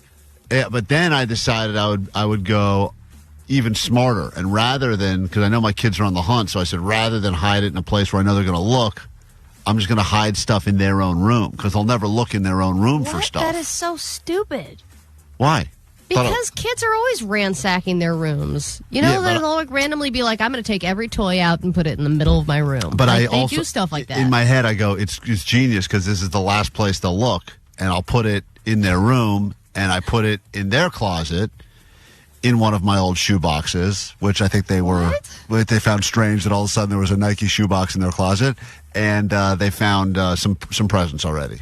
And they said... So those are their presents that you're literally putting in their room for them to discover? Well, I didn't. They were high up, by the way. I didn't know they were going to climb on a chair and get up there either. That was the other thing. I was kind of... Maybe I put it in a shoebox. Yeah. In retrospect, why is everything in a shoebox? That's all I got, guys. That's all. It's a hide of security. Yeah. Why is every present so small? It's made of cardboard, Allie. It's hard to penetrate the shoebox fortress. You understand? Are you the only person who still saves shoeboxes? Well, for that reason. That's why a lot of times I get a shoebox. I got to keep that there. I got to hide a good present in there at one point. But that's where sometimes I hide things. And then I had another place for a while, and it got discovered as well. And that was in the kitchen. But, I had to end up moving my clothes into the kitchen because I lost all square footage in my own closet because my wife took that over. So my hiding space had to become where I put my clothes for a while. That was in the old house. Right. So in the kitchen, how many shoeboxes can you fit in there? 16. If you go above the fridge. You tell me any place in my house, I'll tell you exactly how many shoeboxes you could fit there. Okay? See, I'm still luckily at the age, my kid's luckily at the age where a present can just be in plain sight and he won't know. Yeah. You don't have to worry about the hiding part yet. It's great. Like, I have a big present for him, and you have to build it and put it together, but he can't read what it says, so he just has no clue. But also, I'm the one who does most of the things around our house, so any boxes that are just in a corner somewhere, they will just remain there for weeks. Nobody will open them or attempt to see what's in them. Now, I had a great hiding spot because I have an extra, you get the black, the blue, and the green trash cans outside your place. And I have an extra green one that I never use, because most of my yard is fake because it's L.A. and it's all fake grass. So I don't really get that much yard clippings at all. So I have an extra green one. I, for a period, was hiding stuff in the green one and leaving it outside. That's such a risky move. Right, because it could get chucked. And you do run the risk. Yes, because some person might just, what if your wife randomly is like, she we'll would just never bring out the green bin. She would never say that in her life. Wouldn't even know what those were or how to move them. Wouldn't know. Doesn't know how to move them? Nope, wouldn't know. Wouldn't know where they went. She'd probably drag them to the backyard. She wouldn't even know. I'm telling you right now. Justin, you're on KROQ. Good morning. Good morning. I don't know if either of you have separate cars from your wife, but you can keep it in your trunk. I don't think anyone should put anything in their car anymore, though. I feel like anything in the trunk of the car, might as well just assume it's going to get stolen. Yeah. Hey, don't you have one of those attics where you're like your furnace is and you can store stuff up there? No attic. Nothing like that? Well, maybe there is. I'm not enough of a man to go up there. It's pretty scary up there. Any crawl space? I have. Sounds so icky. I have put stuff in the walls, not in this place, in other places before, and I've lost them. Really? Yeah, I'm not good at that either. But also, once you get to a certain size, if you're hiding an engagement ring or something, that's easy. You can hide that anywhere. If you're trying to hide a big toy, that's difficult. Right. Deborah? Yeah. Yeah, sweet tips, guys. Sweet tips. Laundry pile. No one touches the laundry but me. So you will take a present, How put much it on laundry the do floor, you have? and just cover it with dirty clothes? That's genius, kind of. Sheets. I have I put a couple of clean sheets on, put the present. Oh, put the okay. clean- It's not a bad idea. I mean, it's a lot of effort, too, but also the idea that no one's going to touch the laundry pile is probably right. Sam, what's up? Hey, I have the absolute best place to hide presents. The neighbor's house. I have 2 years in a row done that, and I can vouch that is a better hiding place, but the coordination of you always are kind of wondering how they're doing and if they're able to care for it properly, because Katie's bike I kept there for like a month, and then I kind of felt bad after a while, and then they were holding her present this year too, but I collected it because I felt bad. This is a decent idea from 818. Says take whatever luggage you normally use, since no one cares about luggage, and those are open suitcases, whatever. Just hide a bunch of stuff in there, put it back where the luggage goes. No one will think twice. Well, 213. What about toilet tank? Perfect hiding spot. Toilet tank is great. It's good for pranks, good for upper deckers, great for hiding places, and for drugs. You know what? That is our next Lifetime Achievement Award should go to the toilet tank, the solver of all of our problems. We take a super quick break. We'll be right back. When we return, you have an opportunity to get yourself not one, but 2 spots on the floor for KROQ's Almost Acoustic Christmas, VIP to the Pepsi party, and we'll throw in a Vizio sound bar. If you'd like to win all that stuff from us, I recommend you get on the phones at 800-520-1067. We'll come back with that and more next. It's almost Christmas. This is your last chance. Every hour on the hour from 9 a.m. to 7 p.m. Tickets on the floor to the 33rd annual KROQ Almost Acoustic Christmas. This Saturday, Kia Forum. Hey, what's up, people? This is Nick Hexum from 311. Hey, it's Billy Corgan from the Smashing Pumpkins. What's up, y'all? This is Jim from Jimmy Eat World. Hey, it's Jacob Noel of Sublime. Keep listening to KROQ. Hey, it's back. Me and KROQ are stuffing your stocking with tickets on the floor.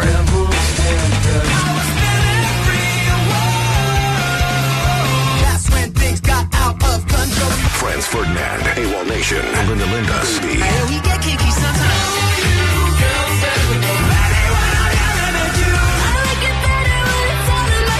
Tickets on the floor to the 33rd annual KROQ Almost Acoustic Christmas, presented by Gain. Tickets on sale now at Ticketmaster. Proceeds benefit Power Los Niños and Alwood Junior Youth Center.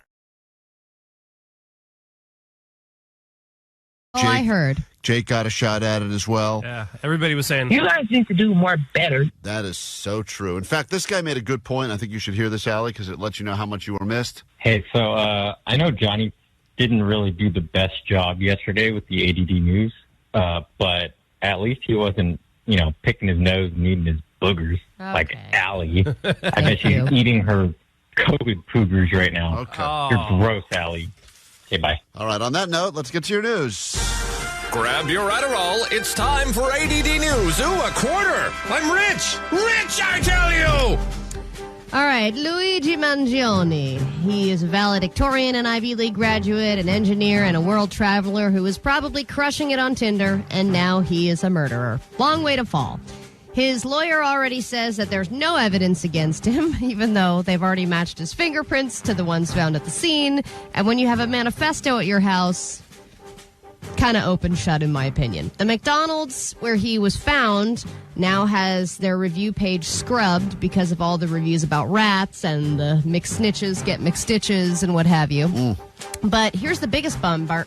The worker who snitched might not even get that $60,000 reward. If you remember, there was a $10,000 reward from the state, and then on top of that, the FBI did a $50,000 reward for anybody who could tip them off and lead them to his arrest. But for the state, you had to call the Crime Stoppers tip line. So if you called 911, it might not count. That's BS, man. I'm very curious about anyone listening that has ever received a reward for something, and maybe that was a found even a dog pet. or But I mean, the ones that are the sweet rewards are like looking for this suspicious person, and I think that is what motivates people to actually start looking up from their phone, looking around. If I find this guy with a mustache and the weird sunglasses, maybe that's worth $10,000 to me, or $15,000. Has anyone actually in real life received a reward because of a tip that they gave? I'm very curious about that. If that's you or someone you know, please let us know. Definitely, because if you even are on the lookout and able to recognize a person from a picture or an alert on your phone or something, good for you, because I see all of those pictures, even pets, and when I get those phone alerts and stuff, I just keep going on with my life. Don't you? For the most part, yes. But when the reward gets big enough, because I remember this one, when they were looking for this guy, and it was embarrassing to the NYPD that this guy kind of shot someone in the middle of New York City and then escaped. And so, of course, when they raised the reward from $10,000 to $50,000, all of a sudden you got people going, hold on, let me go ahead and keep an eye out for this guy. But but the reality that the guy called the wrong 800 number, he called 911 instead of the 1-800-TIPSTER number. Well, it was like you also had to call Crime Stoppers and give them the unique code for that case in order to leave the tip for that specific crime in order for it to count. But then the FBI one, you only get paid if it results in a conviction, and even then they have to review it, pass it on to the Secretary of State. Oh. They have to sign off on it. So even if this person does get paid, it's going to take a really long time. All right, just in time for the end-of-year burnout, coffee prices are higher than ever, and they say it's because of record drought and record rainfall, which I don't even know how both can happen at the same time, but specifically in Brazil, I mean, that's where all the really good coffee is in South America. And it seems like the last time they had coffee prices this bad, it was in the 70s, and it was the same exact climate. And they said it's not going to get better anytime soon. So, there's a lot of coffee shops like Starbucks, for example. They're trying to, right the ship. They're trying to make the customers happier, but it probably won't be through price drops. So they're saying that now the average cup of coffee, I think they say, has gone up something like 30%. And it's going to continue to climb. Yeah, it's like $3.44 a pound for coffee right now, for the wholesale. And as a result, and it is very true that the concept, because as I'm looking now to get some people, gift cards for the holidays and stuff, I used to think, for the people that aren't that significant, but you feel like you got to give them something, I used to think a $20 Starbucks gift card was like an acceptable something. Now I feel like that maybe gets you 2 cups, maybe. Yeah. So now I'm thinking, is that even enough anymore, or should you just go completely move away from coffee? That's like a great gift when you just don't put any thought into it, and you're like, eventually someone will use it. Like, they'll find this in their car, and they'll be like, oh, good. I just don't have to pay for my coffee today. No, you're so right, because even giving a gift card for anything now, even somebody who's a friend of a friend or whatever, don't you feel like $20 is just kind of sad? Well, then don't open the gift card I got you for holidays. Well, that's how you feel. But don't you feel like that doesn't buy anything anymore? It depends on what it's for, because the reality, if you're trying to get someone like a Chipotle, $20 gets you a proper lunch right there. That's a lunch with just enough left over for not a lunch. It's kind of it's a frustrating amount, to be completely honest. So I want to know if you would ever do this. There's the concept of sleep divorce. It's been around for a little while, and a lot of couples say that they swear by it. If you sleep in the same bed and you have different sleep habits, whatever, sleep divorce, i.e. sleeping in different rooms and different beds, could save your relationship. But there's this married couple that has a whole new system, and people are wondering if they should try it. They do separate bunk beds. So they can sleep in the same room, but they have beds on top of one another, so they feel like they can still get that intimacy, but they still have their own sleeping situation. Bunk beds are not comfortable, though. They said they purchased queen-size bunk beds, and they said this has saved their relationship. Queen size, wow. There's something going on with that couple. I mean, because I get it. I know that it seems that's probably more space, smarter use of space than if they were to go side-by-side beds, like old school style. But they said that space was a part of it. Yeah. Because I don't think they were able to get completely separate rooms. But they said, especially because they have like pets that sleep in the bed, and they're like, now if the pet can just go up or down, and then I can just kind of spread out. But then if they want to have sex, they can just climb up the ladder, I guess. Yeah, I don't know. How intimate and hot. Seems very like look at me, and I understand that many people have attempted the sleep divorce thing, and every once in a while, when I end up passing out on the couch watching a show, I feel like I get great sleep, and then I got to go upstairs to the bed. And, we get up early in the morning, so we're always waking up the people we sleep next to. But for whatever reason, that seems to be better than the concept of climbing up and down an effing ladder every night. I would kill myself if I had to climb up and down a ladder every day. I know I would have a head injury within weeks. Would have a head injury. Hey.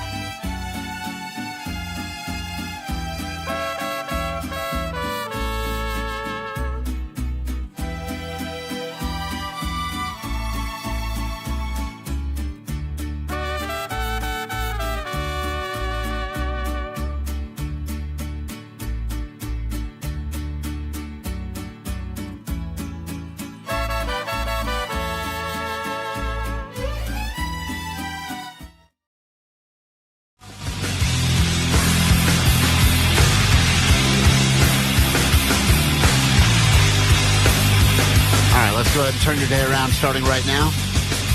Just before 8:30 on KROQ, it's Klein Alley Show, and we've got up for grabs for you VIP tickets to join us on Saturday, KROQ's Almost Acoustic Christmas. We'll get you on the floor, also some Pepsi VIP passes, and we will throw in this Vizio 5.1 soundbar powered by DTS X Audio. Those will all be yours, and all you have to do is conquer Allie's sound machine. Allie's sound machine.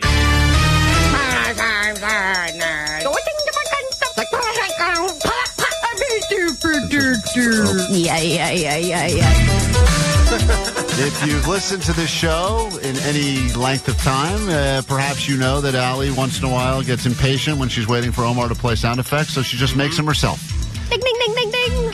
I don't know what a lot of these sounds are. She claims, like when she was trying to do her impression of Benihana, the silverware hitting the hibachi at Benihana, she did one impression. We all thought it was problematic, but she claims that's when they're making the volcano. She said that's that, and in her head, this all makes sense. And then after the fact, we hear it and we go, we don't hear it. So she's got a bunch of holiday sounds ready to go. Stuff you'd hear Christmas Eve, let's just say, right around the holidays, as we're all in the spirit of the festivus time of the year. And all you have to do is figure out what sound effect Allie is attempting to make. I will just let you know I have not rehearsed any of these or worked on them, and that's when you know I am a true professional. Every single person who guesses correctly We'll write your name down, and then one of you we're going to pick, give you the tickets, give you the sound bar, give you the VIP party passes as well. Victor in Pasadena, we'll start with you. Good luck. Whenever you're ready, Allie, these are the holiday sounds. According to Allie, she's attempting to do sound effects, which she believes she's a modern-day Michael Winslow, and she is not. But here we go.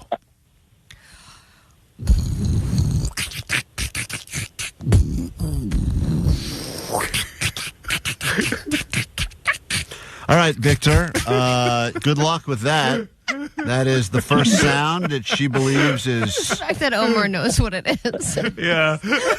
I think that's Allie doing an impression of her mom. Just going servicing all of her dads. Victor, what do you think? That's Allie doing a holiday sound.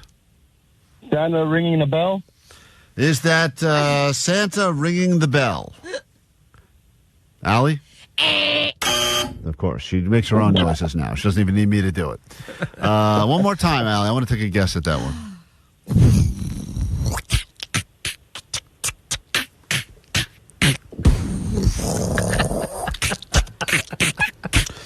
Let's see if Danae knows Can you this see one. me doing an impression physically? I can't see it, but I know people on the YouTube can, and they are saying it is spooky, to say the least. See, as long as they have Tourette's, have a tick. Danae, do you have a guess as to what holiday sound? Don't ask me. Don't ask me. You don't want that one? All I can think of is Santa on the roof, and he's about to listening to some rap music, and he's about to fall off. Well, you're going to get your own one. That's that. I will go ahead and reveal that one. That was Allie's impression, supposedly, of a Yule log, and this I was gonna guess that. this was her inspiration right here. This was her inspiration. I thought it was pretty good. The crackling. And I also did The sweet sounds of the crackling Yule log, but that does not count Why against did you. it have a beat? Why did it have a beat? I don't know why it had a beat either. That was interesting. All right, give Danae hers. This Yule log is was cool. sound number 2 in the Allie Holiday Sound Machine. Whenever you're ready, Allie, give Danae her sound. Let's go, Danae. You're on the clock.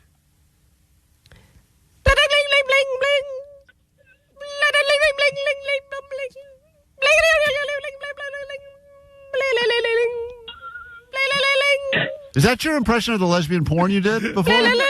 Sounds just like when Allie does her impression of lesbian porn. Same one. All right, Danae, it's a holiday sound. It sounds like my ringtone. What? It sounds A holiday sound. It's Holiday. Your guess is your own ringtone? Yes, that's my alarm, my morning alarm. That's I'm exactly sorry, what it that sounds. is not right. Don't say what it is just yet, because we're going to go to Joey next. Joey, do you know what that was that Allie was attempting to do right there? It's the Allie sound machine. She believes she's good at making sound effects with her mouth, and she's not, but we needed to prove this to her by doing this dumb game. Do you know what that was, that sound she was just doing? Possibly like a bell, like the Santas that stand outside the store ringing the little bells. Wow. Bling, bling, bling, baby. That's it. You got it. That's Allie. That's Allie doing her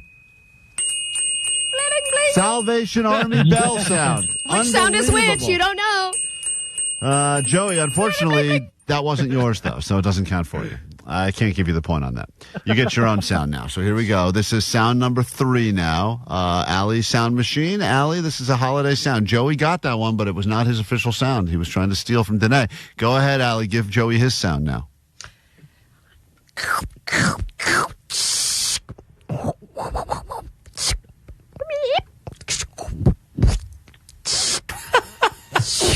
Oh, boy. Are you back to the Yule log again? Sounds like you're doing the Yule log again.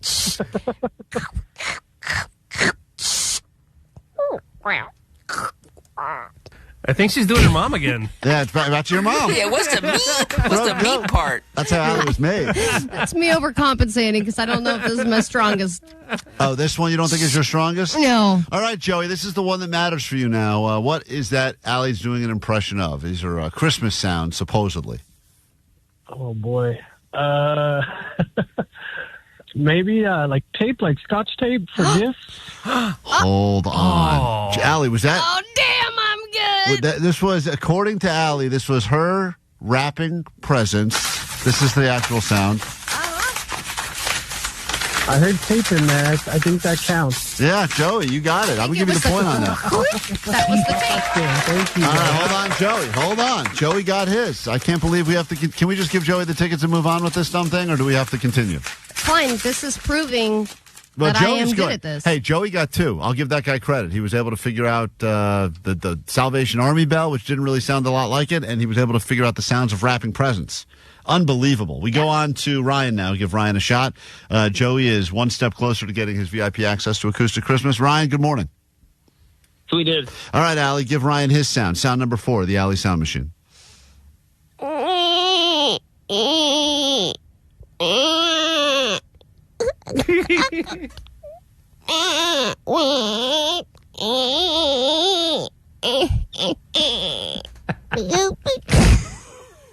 Ryan, any guesses? I have no, I don't even. I have the list here. I don't even know what I'm looking at all the options. I don't even know which one this is.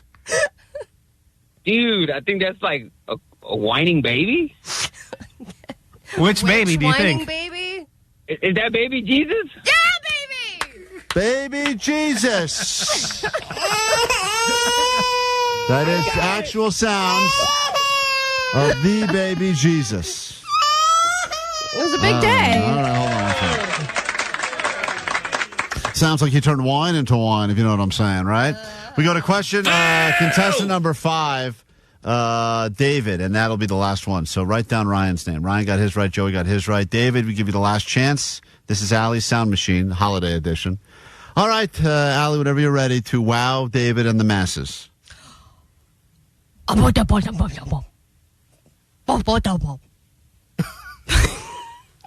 on.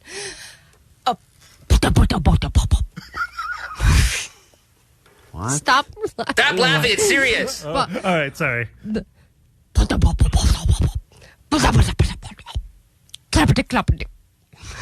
right, David. You gave up. David. It did a totally different sound. Any guesses there? Wow, sweet dibs. Was that the sound of reindeer hooves on the roof? That's right. No way. Unbelievable. This is.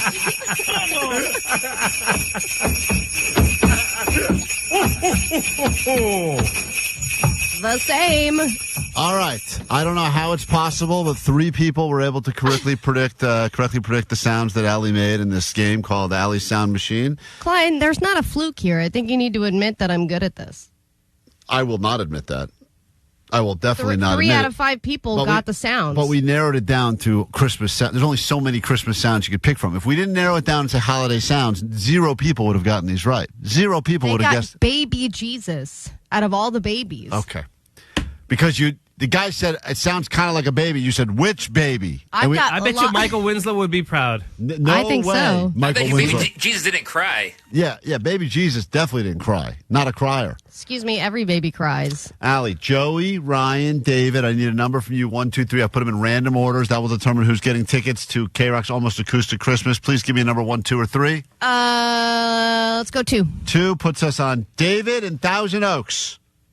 Yeah! David, we will see you on Thank you. Saturday. You will be at KROQ's Almost Acoustic Christmas. You've got VIP tickets. You also got yourself a Vizio soundbar, and you'll be at the Pepsi party as well, all right? Thank you. Thank you. Hold on 1 second. Pepsi. Sweet dips. That's right. Allie's Sound Machine.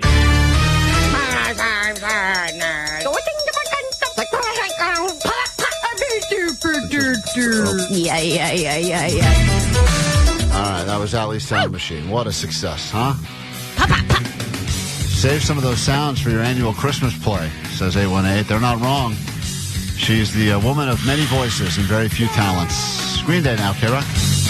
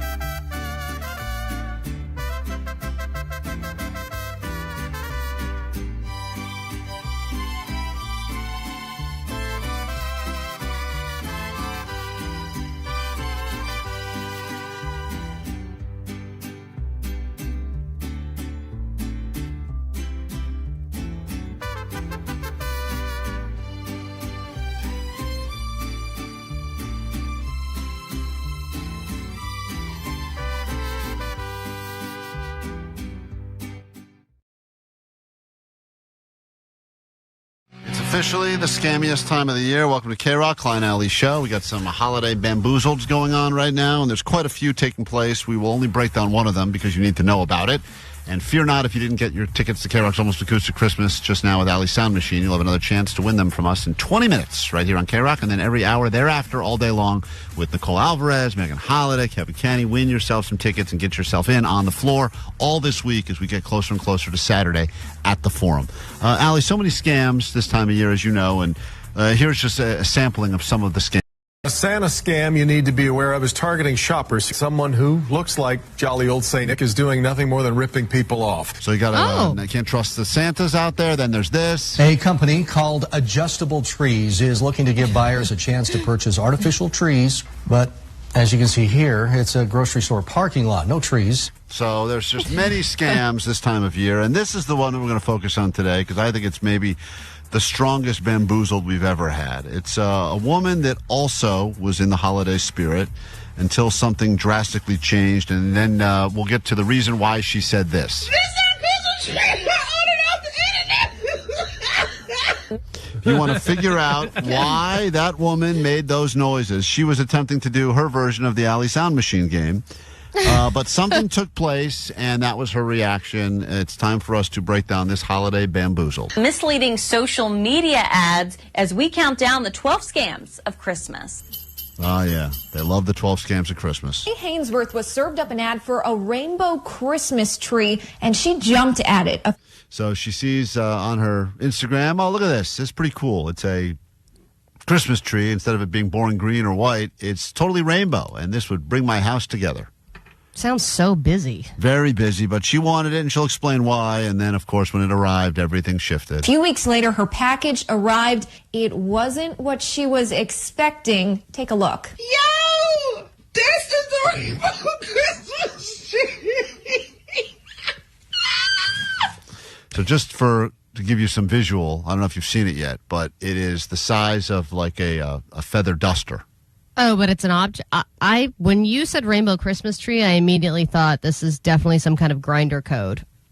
Oh, no, it was an actual, it is a rainbow feather duster, but not the size of a Christmas tree by any stretch of the imagination. I think she thought this was going to like fill her whole living room. Well, yeah, you see the picture. It looks like at least 6 feet tall, yes. And it looks pretty cool if you're into rainbows. It is very busy, Allie. But also, seems, and by the way, not cheap to ship either. Listen to this.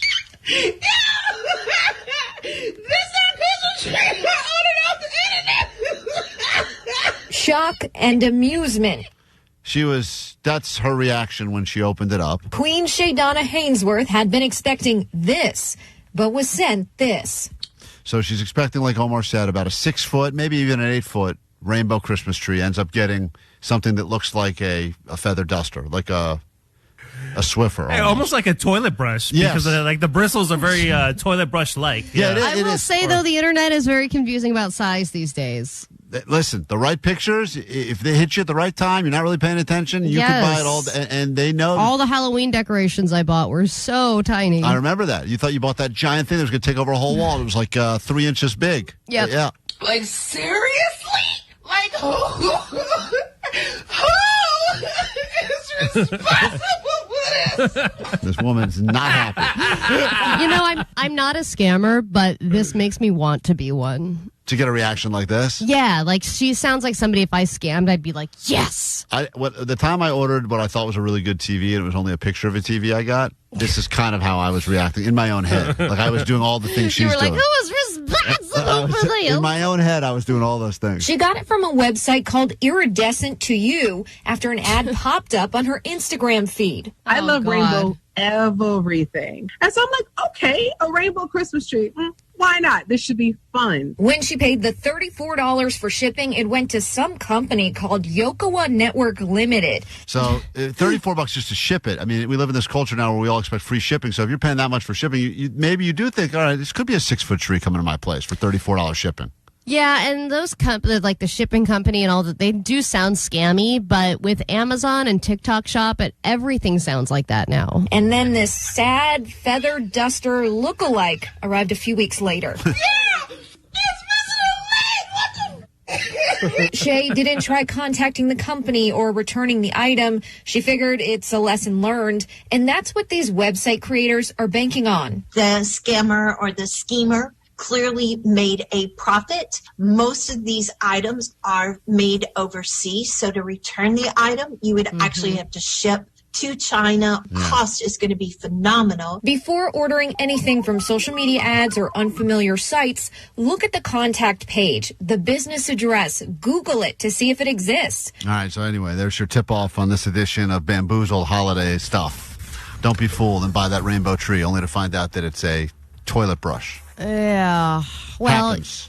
yeah, it does happen, but I also think that's what Christmas is all about. That's what it's all about. You got a lot of emotions. Don't underestimate our laziness as a society to just not return something. And it'll be beautiful when she finally lights up that toilet brush. Oh, man, everyone's going to get super excited. Gather around. Quick break. Back with your news after this, your ADD news. Then we will give away another pair of tickets on the floor for KROQ's Almost Acoustic Christmas in 15 minutes right here on Klein Alley Show. But you better not be naughty or else.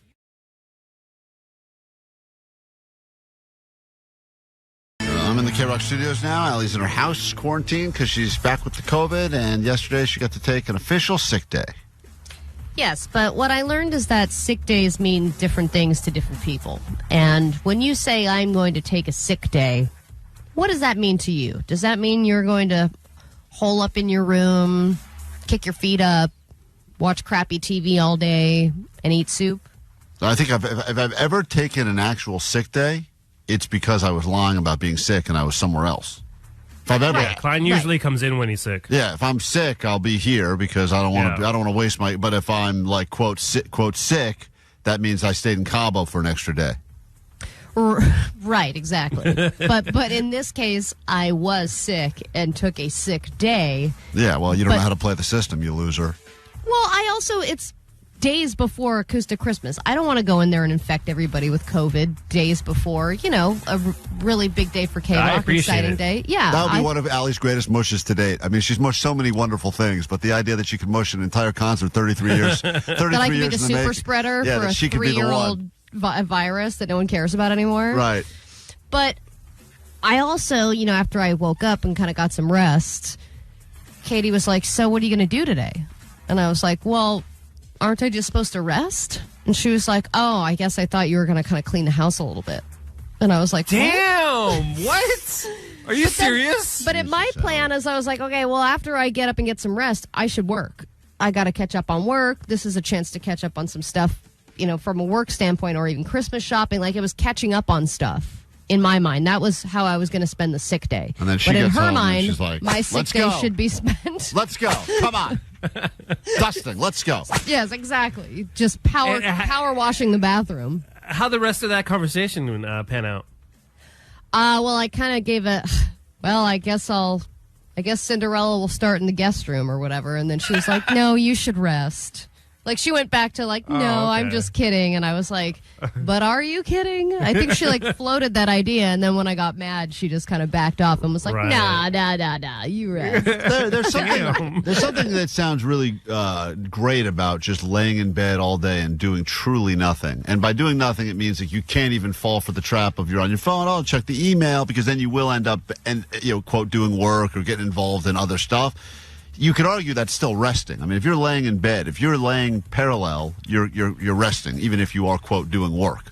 But the idea that you're just going to binge watch a bunch of shows or be like, hey, I never watched this show that everyone says is good. I'm just going to go ahead and plow through 4 seasons in one day. Man, Something about that does sound awesome. It sounds awesome. And I had that in my mind. I was like, I should just lay in bed and watch the Great British Bake Off. Like, that sounds like a great use of my time. And then I ended up working, doing this and that, and then eventually I was like, oh, the day's gone. And yeah, I did, I guess, rest, but don't you feel like any day off you should take advantage of it somehow? Like, you feel guilty just laying around, even if you are sick? The real question here, and I'm very curious to get Omar's thought on this, is that I had to send Allie a piece of equipment so that she could broadcast from her house today. Right. And she was going to come and pick it up. Now, Allie and I live not too far from each other, but with traffic, it could take an hour. I mean, This could be 20 minutes, could be an hour. Could be an hour. And I said to her, she kept trying to figure out a time to come over to my place. And by the way, I didn't want Allie to come anywhere near my place, most days of the year, but especially right now. And she's trying to figure out what time would be best. And I said to her, look, I can just send it over with Uber Courier. I can Uber the equipment over to you. You don't have to go anywhere. And she's like, well, what's the price going to be on that? So Allie has a price. And I said, Allie, even if I go, at what price is it worth it for you to not have to drive 2 hours round trip or whatever it's going to be and sit in traffic when you are, quote, sick? What is her number? And I'm curious, Omar, what do you think her number is, where if it got above that number, she was like, I'll just sit in traffic and deal with it? Because to me, avoiding traffic is like, there's a great value in not having to go anywhere. By the way, before you answer, Omar, I am known to drive at least 20 minutes to pick up a food order rather than have it delivered. Yeah, she'll drive 25 minutes to pick up food, and that's round trip would be 40, so. Yeah. It's going to be 20. You think $20 is her number? Yeah, $20 is her number. If it was above 20, she's like, nope, I'm going to hop in my car. I'm going to go pick it up. She said, what do you think it's going to cost to Uber over this stuff that I need to broadcast from my house? I go, Allie, what does it matter? Why don't you just sit at your house? I'll send it over. She's like, you think it's going to be like $30? And I'm like, what if I said it was? She's like, I guess I'll come after rush hour at 8 o'clock. And I said, all right. I said, Allie, I'm sending it over. If it's too much, don't worry about it. I was going to drive at like 9. Yeah, she was, oh my God. She was going to leave. Are you serious? I said, get out of here. I'm sending the thing over. And, but then I knew if I asked you how much it was, you were going to lie to me just so that I wouldn't have to come over. That's right. Exactly. That's exactly what happened. And you'll never know what it cost, but it was well worth it. That's why I just sent you $20. Yeah. Allie doesn't even know. Allie doesn't even know what it cost me to send it to her. She just Venmoed me $20. That's the greatest. It was. Because I knew you would never tell me anything over that. It was 3 times that. God damn it. No, I'm just it wasn't, was it? It was not. No, it was $15. Thank you. I made $5 on you. Worth it. Nice. Oh, God. I feel the COVID creeping in. We'll take a quick break. When we return, get ready. Your day will get better starting next. It's almost Christmas. This is your last chance. Every hour on the hour from 9 a.m. to 7 p.m. Tickets on the floor to the 33rd annual KROQ Almost Acoustic Christmas. This Saturday, Kia Forum. Thank you, KROQ Acoustic Christmas! Hey, what's up, people? This is Nick Hexum from 311. Hey, it's Billy Corgan from the Smashing Pumpkins. What's up, y'all? This is Jim from Jimmy Eat World. Hey, it's Jacob Noel of Sublime. Keep listening to KROQ. Hey, it's back. Me and KROQ are stuffing your stocking with tickets on the floor.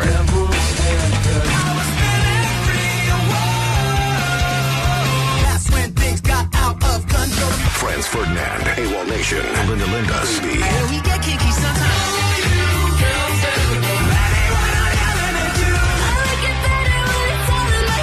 Tickets on the floor to the 33rd annual KROQ Almost Acoustic Christmas, presented by Gain. Tickets on sale now at Ticketmaster. Proceeds benefit Power Los Niños and Alwood Junior Youth Center.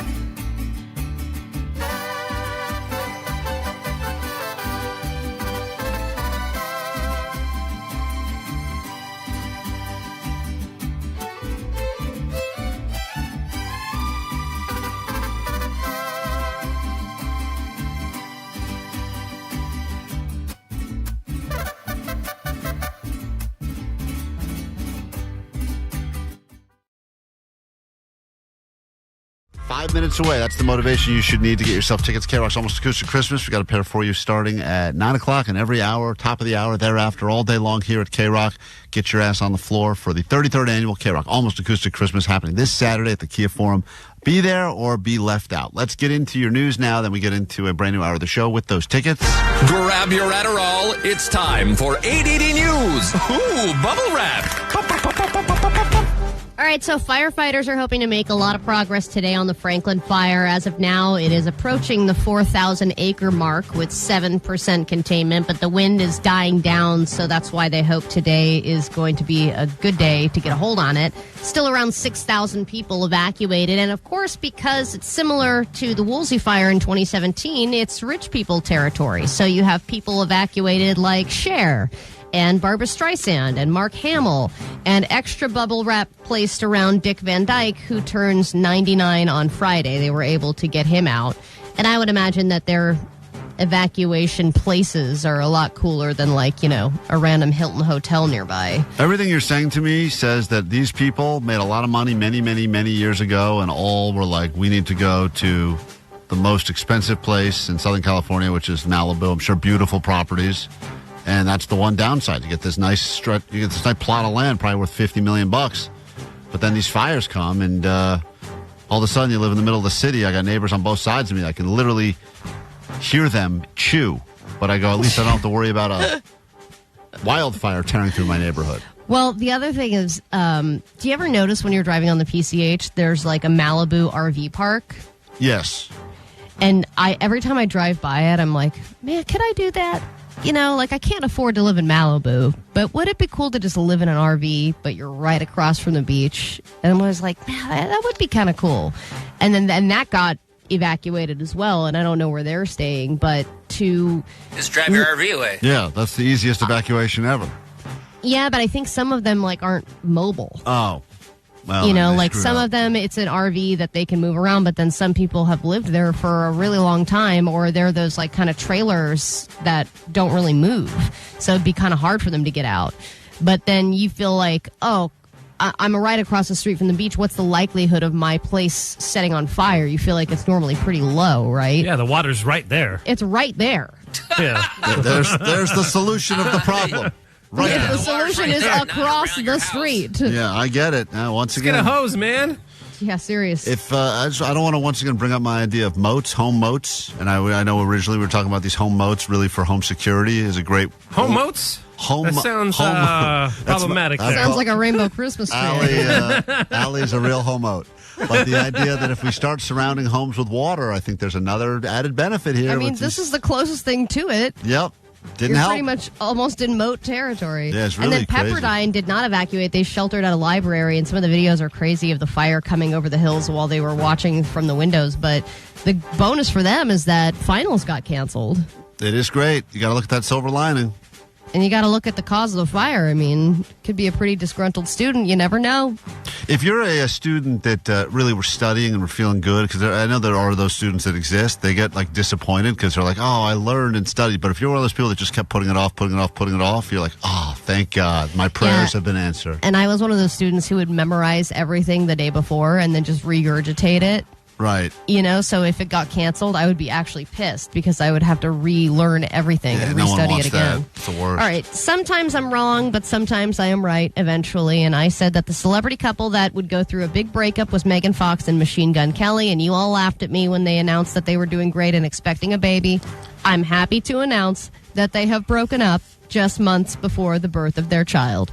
I sound like a dick for saying I'm celebrating that, but apparently things went badly when they spent Thanksgiving together in Colorado because allegedly she found some stuff on his phone that was upsetting, which can only mean, I mean, that's got to mean chatting with sex bots, right? I mean, what else could it be? Or OnlyFans models? It's funny you mentioned sex bots. There's some movie she's in that just got serviced to me on Netflix because that algorithm has me figured out. And Megan Fox plays a robot that is hired by a family to be like their nanny and housekeeper, but she's a robot. Mm-hmm. But then, lo and behold, the husband. This movie premise is maybe the dumbest movie premise ever, but I watched it. But also made for you. Listen to this. The husband's wife is in the hospital. She's got something going on. Who knows what? She's got like she needs a new heart. Cancer, heart something. I wasn't even paying attention.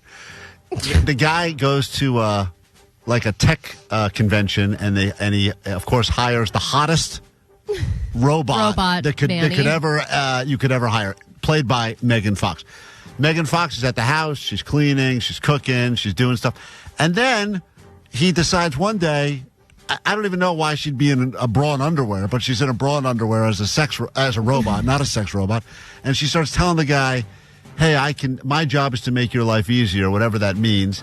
I believe then she goes down on him. I think that's what happens. Is this a movie or a porn? It's a movie on Netflix, Allie, called, someone find the name of this thing. It's called Serviceable or Servient or something like that. Subserviceable Sure. or something.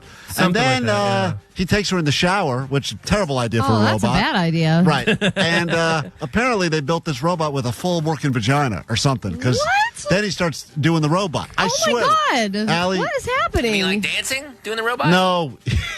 That would be disappointing. And it would have been a better movie, though, Klein. That movie was terrible. Yeah. You saw it, Omar? Of course. Yeah, I saw it. The algorithms got Omar and I figured out. Yeah. And, that has not come up in my feed. and then the ending of the movie, very sad. The wife makes a full recovery and comes home from the hospital. Oh, that's terrible. How tragic. Terrible. What a tragic twist. That movie is called Subservience. Yeah, whatever it's called. What happens to the robot? Who knows? What's that get rated? I didn't watch to the end. I just watched till they had sex. I can't believe Megan Fox was even in a movie. I feel like she doesn't even do movies anymore. It was a great movie. What did that get? I'll only do it if I really can just be a robot and not really have to act. What did that get rated, Vanessa? Well, how did that Subservient do with Vanessa, with Megan Fox as the sex robot? I'm looking. It's got to have 100%. Some people on the text line have seen it. Great movie. I recommend it. What? 562 said, I saw the movie. What a great review. Yeah, I put it on. I tell you, my wife said after 5 minutes, turn this trash off. And then she went upstairs, and then I kept watching it. Sounds like a porn. Yeah, eventually you knew it was going to get there. You could sense it was getting there. You just had to. Yeah, so then it got there, and then it takes a turn, and it tries to be like a real movie, and that's when it gets real bad. Oh, really? Yeah. I stopped watching after the sex part. I mean, it sounds like your Hallmark classic, level bad plot, but also with sex, so then guys like it. Well, all I know is Machine Gun Kelly, you're making a bad move getting away from her now because this movie is going to change everything. Academy Award is coming her way. All right, details on the hosts and performances for Dick Clark's New Year's Rockin' Eve have been announced. And, of course, you got Seacrest. He's going to be hosting with Rita Ora live from Times Square. And then you have performances from Alanis Morissette. You've got Kesha, you've got T-Pain, a greatest hits medley from TLC, Carrie Underwood, Megan Maroney, Lenny Kravitz, Teddy Swims, and a performance by Blake Shelton that will feature some of his biggest hits, included his latest single, Texas.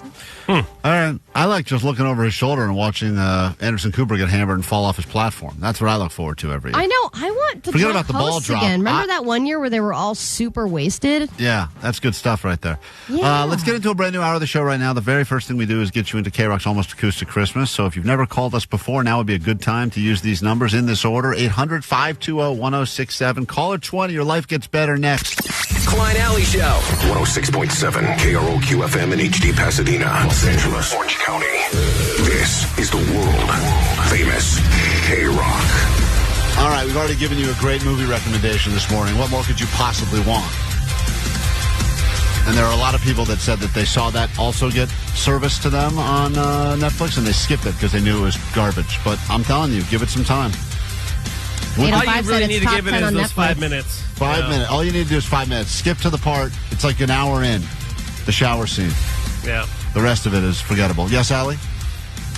Oh, 805 said it's a top 10 movie on Netflix, according to their Netflix. That just came out. Yeah, but also that just gives you a sense of where the world's at right now. 917, as a man, how could anybody possibly cheat on Megan Fox, and with whom, and why? But that's the thing, is that all the time... Yeah, she got those toe thumbs. Yeah, man. Got them baby toe thumbs. Did they fix those in the robot movie, or was it that way? They put like extra long nails on her so you wouldn't notice it as much. Yeah, that's the one thing I looked at. I was like, okay, yeah. We got a foot fetish. Yeah, if you got a foot fetish, Megan Fox's hands are perfect for you. Yeah. Hey, this hour on the show, we got lots to get to, but we start by getting you into the greatest holiday tradition in the history of Southern California. And I was saying that long before I worked at KROQ, but I do truly believe it, and you will be there. And if you haven't been, and I know some people, they've been to 5 of these, 10 of these, I'd actually be very curious to find out who listening to K-Rock right now has been to the most K-Rock Almost Acoustic Christmases. Because every year around the Super Bowl, they have some story of some, friends, lifelong friends that have been to every Super Bowl since Super Bowl VI or something like that. There's got to be. Where's our feel-good story of a couple of guys that you started going to this in junior high and are still going every year to K-Rock's Almost Acoustic Christmas? Where's that? Hello? I'm sure those exist. Got to be a thing. Let's go ahead and give away some tickets right now to caller 20, which puts us in Ventura. Oh, my God, please. Hello? Yes. Hi? Oh, yes. Hi. You're caller 19. Oh, my God. No. Is that real?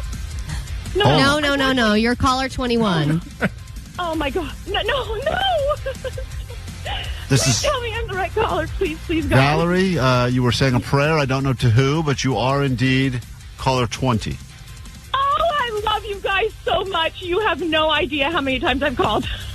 I can tell. You sound panicked at this point.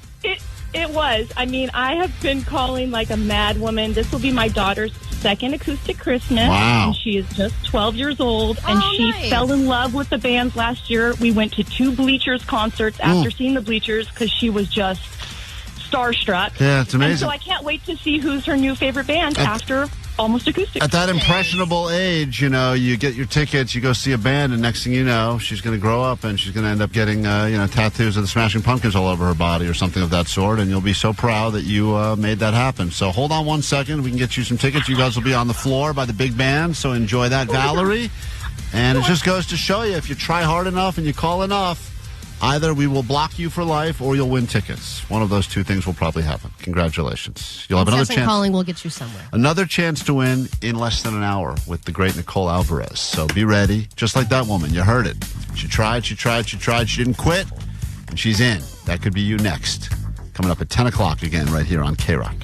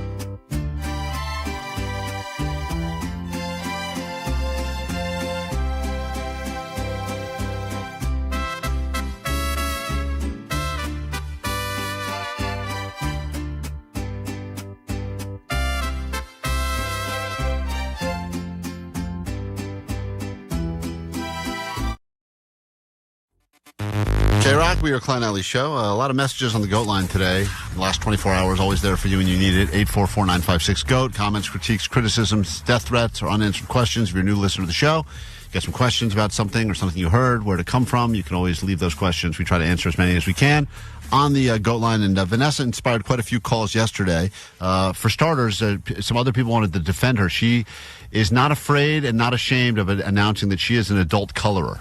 It's something that she feels like carries a lot of shame with it, and she says that she has no shame in coloring, and she plans on doing a lot more coloring. And we're talking about coloring books, like for children. But Are we talking sober? She does it sober. Because I do it I thought it was but- adult coloring books.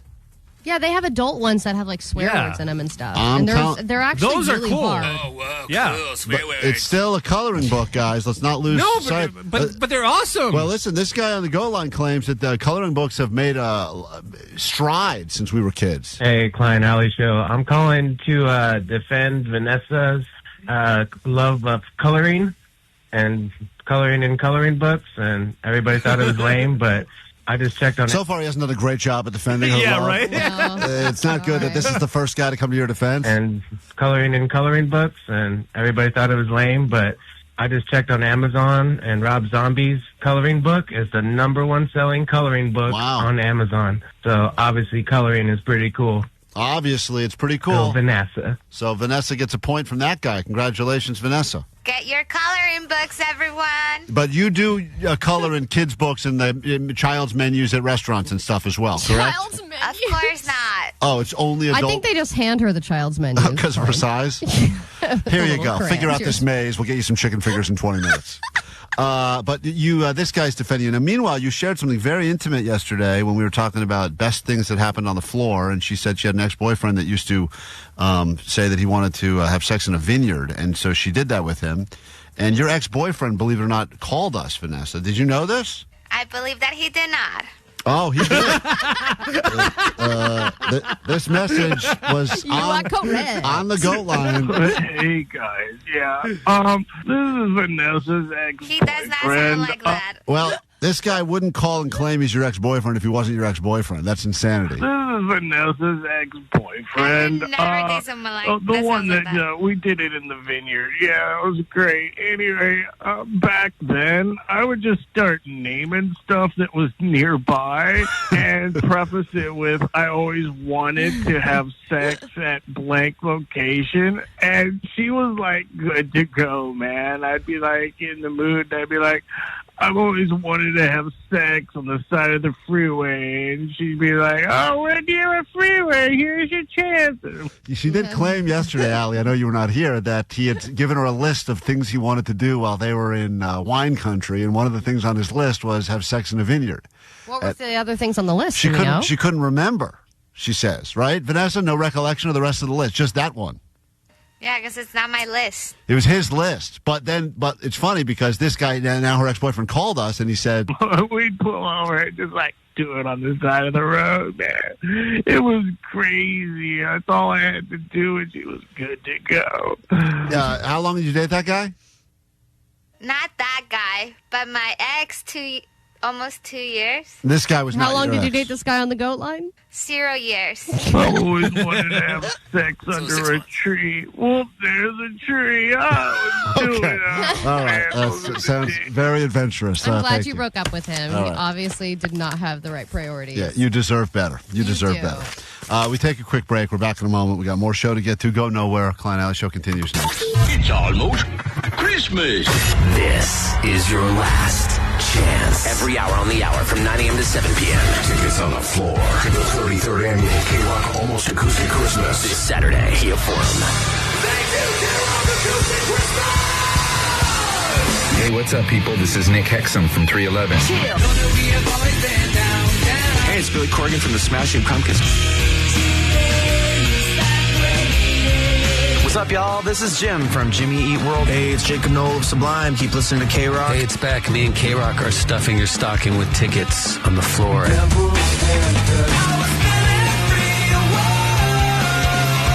That's when things got out of control. Franz Ferdinand, AWOL Nation, Linda Linda, Baby. Yeah, we get kinky sometimes.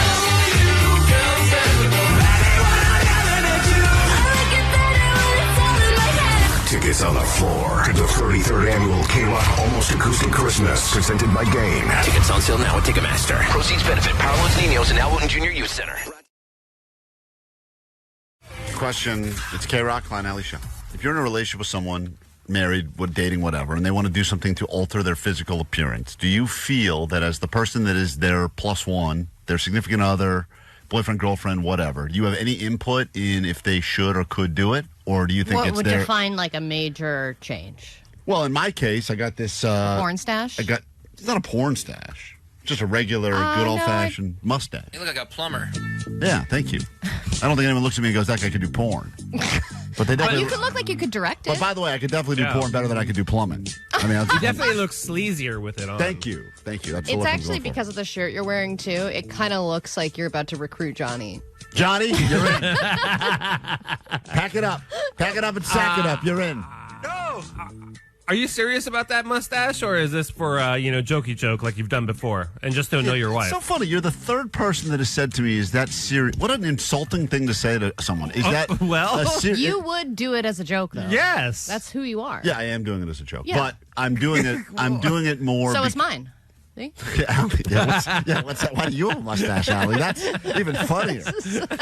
She's got a real push broom one. Yeah. Yeah, this, no, but I mean, my wife said, like, when she goes and does stuff with her hair, she doesn't ever ask. I mean, she'll say things like, hey, I'm thinking about cutting my hair short. And I'm like, well, whatever. I know, but for her, I bet it's like she thinks it's a dramatic change, and it's something that you would not even notice. No, I don't. Sometimes she'll come in and she'll be like, did you notice anything? And I'm like, I got a long swoop, bang. Right. And I'm like, what did you do? What? And she's like, it's like a quarter of an inch longer or shorter than yesterday. I'm like, how would I know that? I don't know that. But I wouldn't care.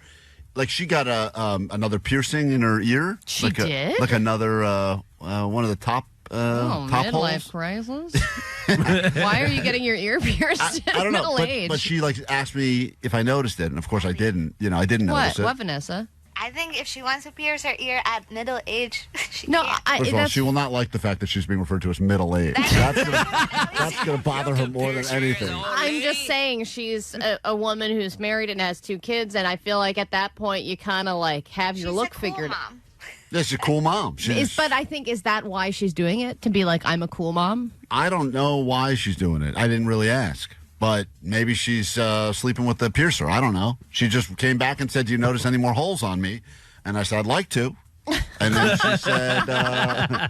she said, there's one here in the top of my ear. I said, oh, all right, whatever. But I wouldn't say. Perfect fit. You have to. Is this because she wanted to one-up her kid who got her ears pierced? I think she was trying to one-up my daughter. Are you serious? Oh, fine, I'm going to go to Claire's. Yeah, you get 2. Yeah. She was in Claire's, too. With that big lollipop so she could look young enough to get the free one. No, but in all seriousness, do you think that there needs to be a...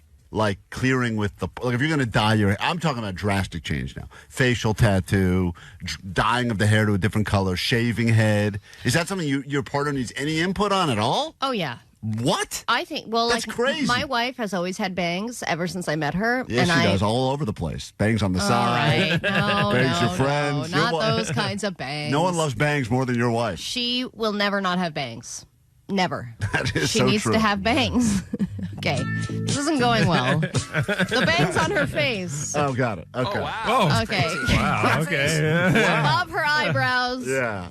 All right. She's always had them. Just everywhere. Just bangs everywhere. All right. Forget it. Summer bangs, winter bangs. And I will not allow her to not bang. Vacation bangs. I'm just saying it's her signature thing. Okay. You're not helping yourself. The hair look is always what it's going to be. Yeah. She knows that that's the best. The point I'm making about the ear piercing and about all of it is that once you're a certain age, I feel like you have the good stuff figured out. I look best like this. I've tried all the other things. I've tried all the other hair colors. I've tried this, that. I know that this is the best. You're a work in progress. Yeah. No, but you just lost a bunch of weight, and now you're, a quote-unquote hot alley. But people always want to kind of change themselves. I couldn't have sounded more disgusted saying that. You're a hot alley. Your down flex to finish your sentence. Right. So I think Omar's right. I think sometimes we look like a work in progress. We haven't figured it out yet, so we're trying things. I'm thinking maybe. Well, that mustache isn't making you hotter. You know that. Well, I don't know that. I was actually hit on by a guy yesterday. Really? Yeah. What did he call you, Daddy? He said, "This credit card's not working. Do you have another one?" And I said, "Yeah, hold on I said, one stop second." hitting on me. All right, leave it alone, sir. All right, we can take a break. A lot of thoughts on this. We'll be right back. We got Freeway Feud to get to. Freeway Feud? Freeway. The mustache got in my mouth. Hold on. I'm choking on my mustache.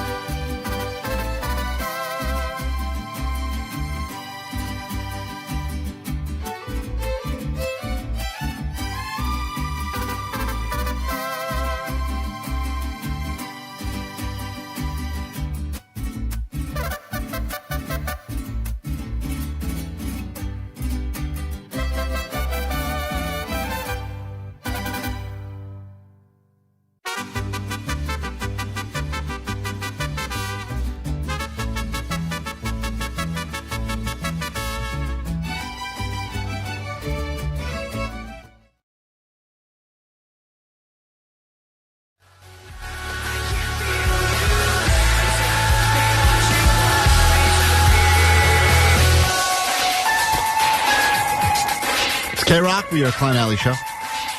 I would imagine that this is what it feels like to be a proud parent when I'm looking at the growth and success of a little band that we once met called Wolves of Glendale, Allie. This is probably what proud parents feel like when they have children. And those have nothing to do with their development. That's right. Like Omar's dad that left Omar when he was a young boy and never saw Omar turn into the success that he is today. That's how we feel about Wolves of Glendale. A little local band formed in Glendale that has now gone on to do amazing things. In fact, I want to point out a couple things about this band since they were on our show last. Articles recently in Rolling Stone, Wolves of Glendale bring joy to audiences one idiotic song at a time. Beautiful compliment right there. Forbes, all aboard the Scorpion train, how Wolves of Glendale is carving out a unique place in musical comedy lore. And they've got fans, Tenacious D, fans of theirs. They have real fans that have carved the path in this world of mixing music and comedy together. Well, and I think it's rare when a comedy band can hit the road and do a successful tour, and that's what they've done this year, apparently. Yeah, and sure, they were nothing when they first met us, and now they've gone on to success and probably riches, and they will give us no credit and no kickback. But we do think, Allie and I were pitching some songs to each other that we think would be appropriate for this time of year, and we thought that who better to potentially actually make that happen? Not us. We're not good at making songs, than maybe Wolves of Glendale. So we did want to... Hold on, you're not good at making songs. None of us are great at it. They're way better. In fact, just to give you a reminder of Wolves of Glendale, if you're new to that group or new to the show, this is, as we are officially getting into Join a New Gym for the New Year season, this was one of their first hit songs. The first song I think I heard of theirs where I fell in love right away. It's called The Gym. Now I'm ready for dumbbells, treadmills, rowing machine. Nothing's available. It's pretty crowded in here. So I do 7 push-ups, and then I go to McDonald's. I get a filet-o-fish and a double quarter pounder with cheese. 20-piece chicken nuggets. They got it right. And then I go to Wendy's. That's a great workout routine. Get a spicy chicken sandy with fries and a frosty. I dip the fries in the frosty.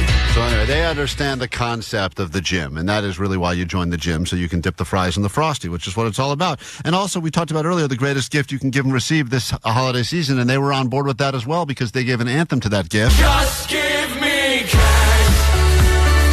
It's all about cash. It's easy, you don't have to think. Just give me cash. With cash, I can buy anything. So that's what it's all about. These guys have made anthems and songs about things that we've dealt with in our lives every day, and it's important that we have a song for people to remember when they're trying to buy you some stupid book or sweater that you just want cash. And now Wolves of Glendale return to KROQ. They cannot be in our studio now because they're on the road on tour, but they will be bringing that tour to L.A. on Friday. The night before KROQ's Almost Acoustic Christmas, they will be at the El Rey Theater, and you can support these guys by going to the show. Welcome back to KROQ, Wolves of Glendale. How goes it? Hey, how's it going, mother and father? Yeah, because it feels so good to talk to our mom and dad. Well, it was just nice to watch you guys develop into the fine young rock band you are today. Thank you so much. We spread the word of KROQ everywhere. We give you guys full credit for all of our success. And how is life on the road? Are you full-on drug addicts that are cheating on your girlfriends yet? Yes. Yeah. We're drinking Red Bull for breakfast, lunch, and dinner, sleeping around. It's kind of like what all the greatest bands in history have done. Yep. It's great. They're going to devolve so quickly. I can't wait till they're the new Oasis and they don't talk to each other for 20 years. Yeah. That's going to be cool. But then there'll be like a Netflix documentary in 20 years, Klein, and maybe we'll be on it.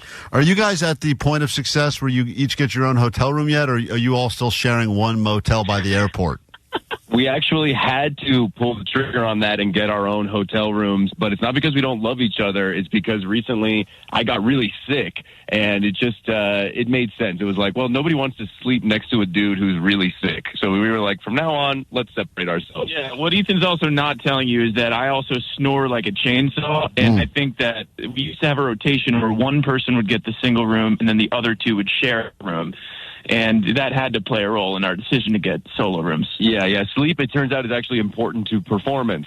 Yeah, and I also have insane night terrors where I fight everyone around me. Right. Smart. That's very smart. And these guys are, if you haven't seen them live, it is a show worth seeing, and they will be at the El Rey. It's a hometown show as they conclude this tour that they've been on, and that's happening on Friday. But, Allie and I were talking because we do feel that we are inundated with holiday music this time of year. There's a lot of holiday songs. Do you guys have an official holiday song that you've ever put out or no? No, we don't. We've always talked about doing holiday songs, but it hasn't really happened yet. I think Just Give Me Cash is the closest thing we have. Yeah, so we were talking about all these things around the holidays that we think are potentially song-worthy, and we were thinking if we could get in touch with Wolves of Glendale, maybe they would like one of these ideas enough that if we helped collab on a song, you guys could, work on it, and then we could world premiere it on KROQ next week before we go into the holiday break.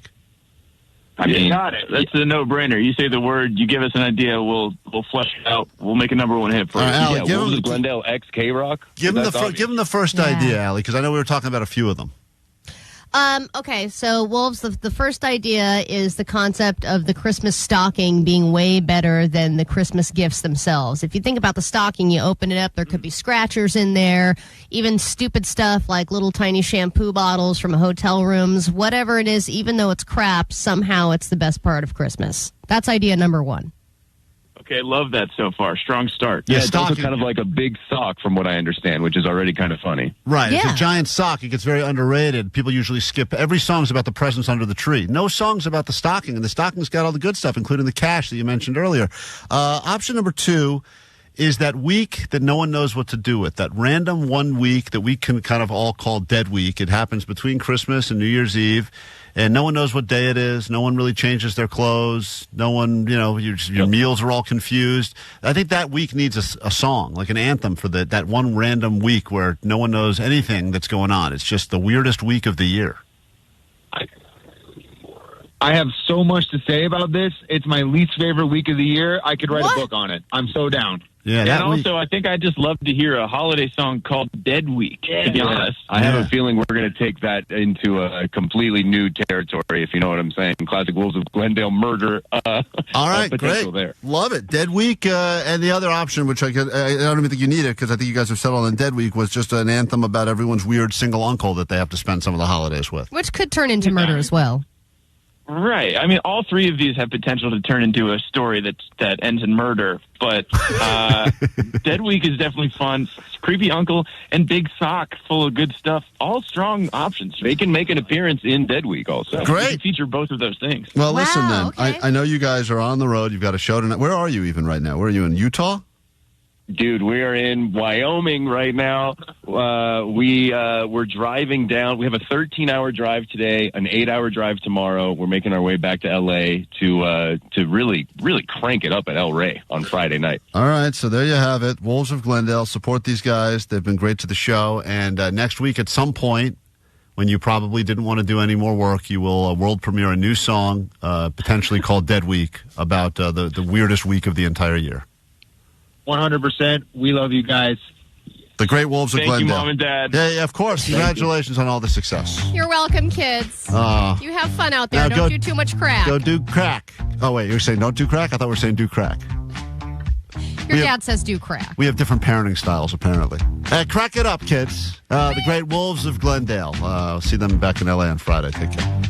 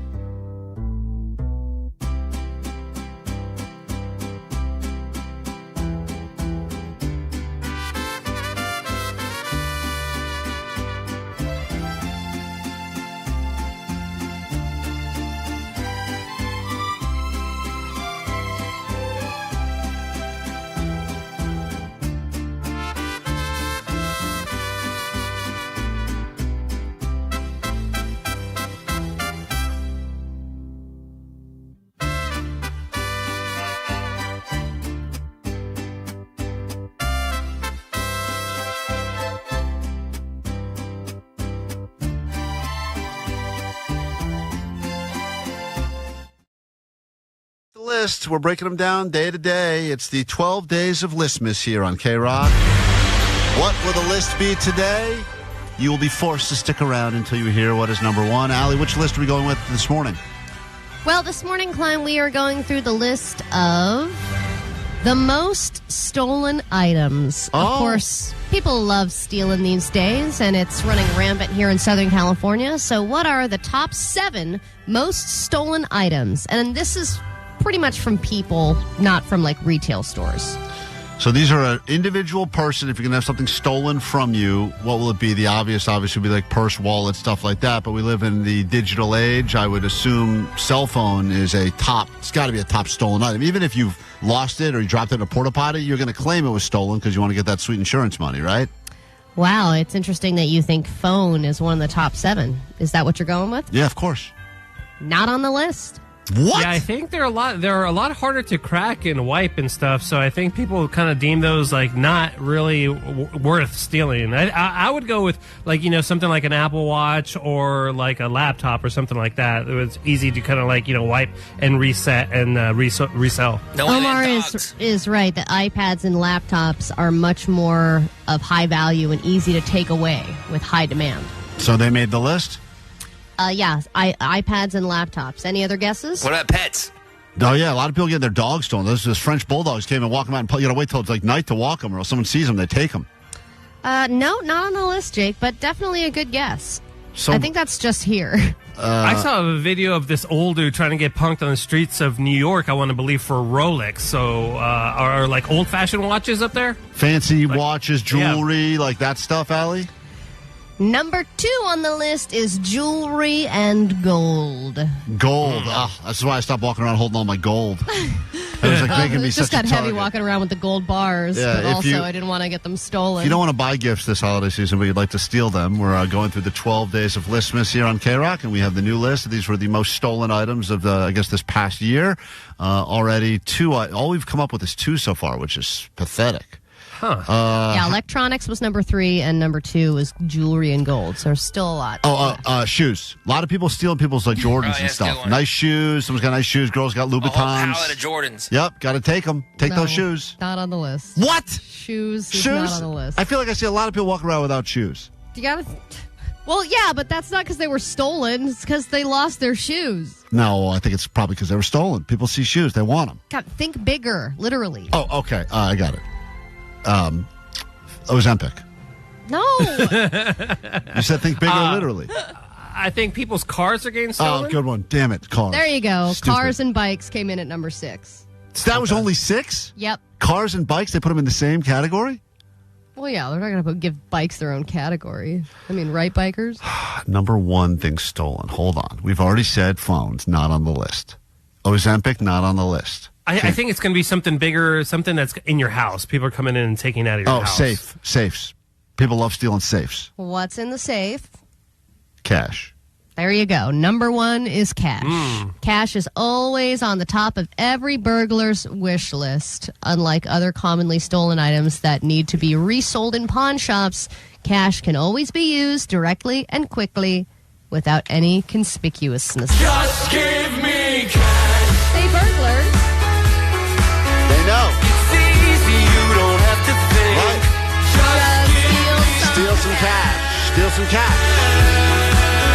With cash, I can buy anything. All right, what else? right. I'm shocked that I couldn't come up. I would think stolen items, so easy to come up with things that are stealable, but everyone's putting air tags on things now, so maybe people aren't stealing the traditional stuff. Car, of course, there. What are the other ones that we missed out on? So, yeah, number 1 was cash. Number 2 was jewelry and gold. Number 3 was electronics, the big ones. Number 4 was medication. Because medication, you can find, because if stuff and resell Sudafed, it. you got to give your driver's license if you want it. You got to steal from people that have a cold. That's a good. Yeah, idea. and some prescribed medications are hard to get on the market Oxy, now. you got to get the Oxy. Number 5 is firearms and large tools. Oh yeah, always stories about gardeners getting their tools stolen. Always, You always. pawn those way easy. Totally. Number 6 is cars and bikes, and number 7 is your identity. Yay! Take it. Ooh, all your personal information. We give you this one from Green Day, then we wrap up the show with your takeaways, and we do it next. Do you have the time?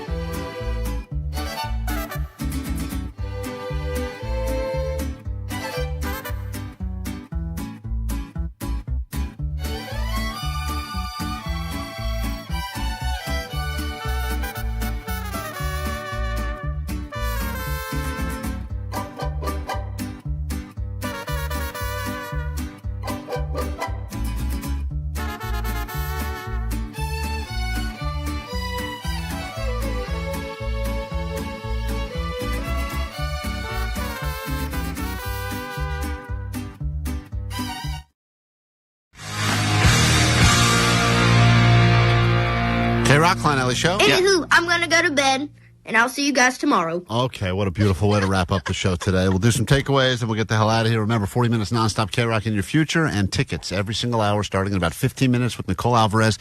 All day long here at K-Rock, we'll get you on the floor for K-Rock's Almost Acoustic Christmas happening this Saturday at the Forum. What do we got in the realm of takeaways off the text line, Allie? Go ahead. All right. Let's see. 424, my takeaway is a little mouth down south makes everyone happy. That's a great takeaway for life. 626, my takeaway is Klein and Allie are proud parents of the Wolves of Glendale. Those boys are growing up to do great things. They are. 408, my takeaway is if your girlfriend won't do it anywhere, just tell her you've always wanted to have sex there, and then it'll work out. It's always been on my list. That bed right there. Oh, look, baby, the butt. I'll pull that clip. I've always wanted to have sex there. That's so funny. And 818, my takeaway is, it's just a typed version of one of the sounds I made during my... the Alley Sound Machine game? Yeah, my Alley Sound Machine. If you missed that, check out the podcast, wherever you get your podcasts. Check out the show. Thank you in advance for leaving those reviews and comments. Helps us to hashtag grow the show. And for all you net bangers, thanks for hanging out. There'll be a live after show taking place in moments up on K-Rock's YouTube. Every day there is some bonus content there. If you want to watch the show, stream along, you can watch it. Reminder, on Saturday, if you're going to be at K-Rock's Almost Acoustic Christmas, we'll be doing a live pre-show broadcast.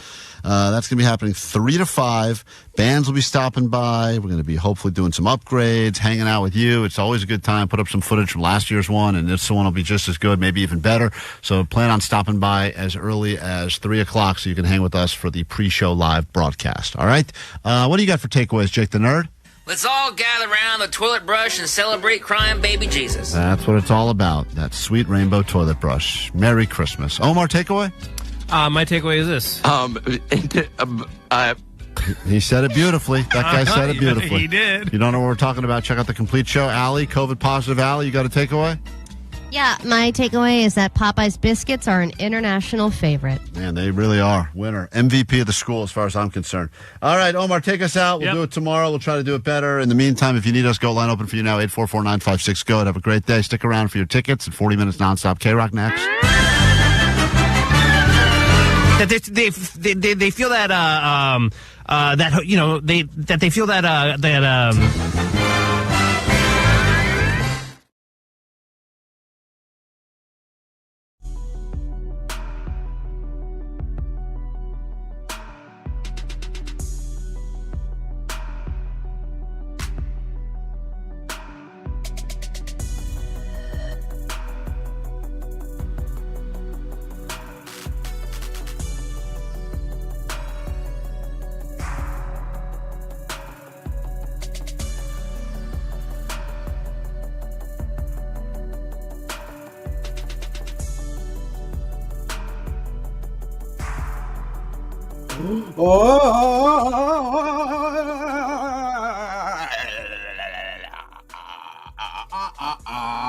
Net bangers.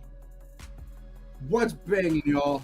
Good to see you guys again. Thank you for enjoying another show. Thank you for hanging out with us. Hey, drop a blue heart if you've been here since the 6 a.m. hour. Y'all been going crazy if you've actually been hanging with us for all 4 hours. So drop a blue heart if you've been watching for 4 hours. That's so crazy. Thank you guys so much for tuning in and watching today. Again, probably looks like, if you're new, this is my corner of the office over here. This is what I got going on. This is my desk, okay? I'm on my IMAX. So I'll show you what I got. This is my computers. So I got the text line over there. I got another computer. I got a phone. And I got this computer right here. I got some sick-ass posters, dog. Look at that. Idols. You can't really see. It's all blurry. But anyways, okay. Guys, what'd you think of today's show? What's popping? What's good? Look at all those blue hearts coming out of everywhere. Love that. Like I mentioned earlier today in the stream too, I had mentioned that Timbo and the rest of our production team were figuring out a way how we could live stream from Acoustic Christmas, and that was the big surprise. We are going to live stream the show from Acoustic Christmas for all the net bangers on YouTube who aren't going to be able to go to the show. Bada bing, bada boom. That's a surprise. Yellow hearts in the chat right there, dog. Yellow hearts in the chat. We are going to be live streaming. I'm going to be hosting it too.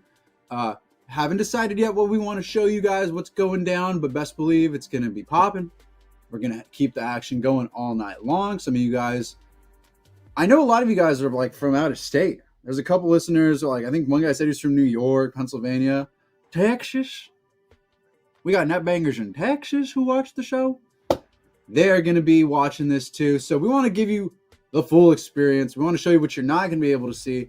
And then hopefully, I think we're going to show you stuff you're not supposed to see, which is what I'm really down for because I like getting into some trouble and I like showing people what they can't and shouldn't see sometimes. Ooh, Vanessa flex. So I'm really hyped for this too because you guys are really going to love it.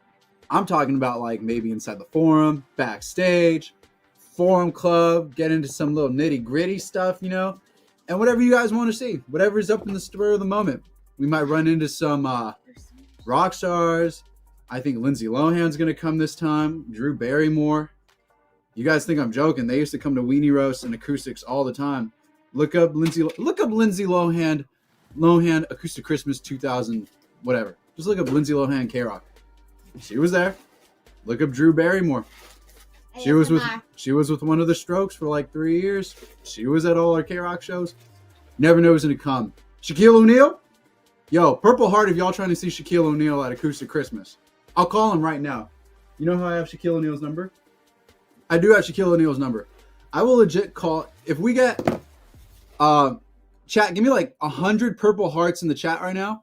If we get to 100, I'll call Shaquille O'Neal personally and invite him to Acoustic Christmas. And he'll come out. Your call. Go ahead. We'll have Shaquille O'Neal join us. I'm excited for it. Look, we got a couple Purple Hearts coming in already. Yes, Vanessa is eating a box of Jozos. She was a little starving. That you gave me. That's my breakfast. That's literally breakfast. Best $2.50 box of Trader Joe's from Trader Joe's. Feeds me for a week. Feeds Vanessa. Look at it. Shareable. Easy to eat. Healthy for you. Whole grain. I think it's whole grain. I think that's got fiber. Whole grain oats. People are old. They need fiber. Look at all the Purple Hearts coming in. All right. Hold on. Wait. That's hella purple. Oh, wait. Hold on. Wait. KROQ's even putting in Purple Hearts. KROQ wants to see Shaquille O'Neal at Acoustic Christmas. You know, it'd be crazy, though, if he actually did come because this is the 33rd KROQ Acoustic Christmas. And Shaquille O'Neal was number 33 when he was on the LA Lakers. Just saying. Coincidence? I think not. I think DJ Diesel should make an appearance, a.k.a. Shaquille O'Neal, and come to Acoustic Christmas. You know? Oh, who said 34? 34. 33, 34. But you know what? Shaquille O'Neal was 34, I think. It's been a minute. I was like 2 years old when he played for the Lakers and when he left. I always knew him as the guy that played for the Celtics and the Suns and all that stuff. But I thought Allie's impressions were really spot on today. I thought that was best segment of the day. Allie's impressions. I did not understand anything she was like saying. And that's how I know it was a really good segment because I was hella stumped. But I'm really glad you guys got that and really caught on. And congrats to the winners who won, too. I think his name was David or Andrew, and he's going to Acoustic. Oh, no. From Thousand Don't Oaks. just throw names without remembering because there's going to be an Andrew and a David saying that they won. No. It's all recorded. The whole show's recorded. The whole video. Rewind back to the 8 o'clock hour when whoever won that. I knew he was from Thousand Oaks. He tried saying he was from the hood in Thousand Oaks. I laughed in his face. I said, you shut the hell up. There is no hood in Thousand Oaks. And he was dying of laughter. Oh, special guest. Hold on, wait. Welcome to the show. My next guest, Kevin Klein. Woo! Tell him a joke. Tell him a stand-up joke. Tell him the one about the uncle. I don't have any jokes. Hey. What up, Dead Bangers? Oh, shit. Hey, drop a blue heart if you want to hear Klein do some stand-up comedy. Because you know he was a stand-up comic, right? Klein was a stand-up comic. Allie was a stand-up comic. Jake is a stand-up comic. The only people who aren't comics are the brown people on the show. I'm a stand-up comic. Oh, Vanessa actually did stand-up comedy this year. Go back to our Instagram and check out that video back in, I believe, February. She did stand-up comedy at Flappers Comedy Club. I think she shared the bill with Jay Leno and some other guys too, but go back and see that video too if you haven't seen that. Greatest hit from this year so far. What have been your guys' favorite videos this year that we've done? Or that you guys have seen? We did a lot of videos. We did Allie sneaking in chili to Coachella. Vanessa doing stand-up comedy. We had Jake putting the decal on his car back in April about him looking naked on the car with Kibby. A lot of good videos, actually. We got videos of sneaking food into the theaters. Who knew I could sneak so many ribs into my pants on live stream? What's up, man? Oh, that's not it. That's not the one. A lot of great videos this year. Make sure you're heading over to our socials too and keeping up with all of our videos. I know a lot of you guys are just YouTube viewers. Maybe some of you guys just tune into the live show. Follow us on Instagram too at Klein Alley Show, and we'll have. Stop being so thirsty, Johnny. We want all the people to watch our videos on Instagram because fellatio salad. Yeah, you guys like fellatio salad. Look at that.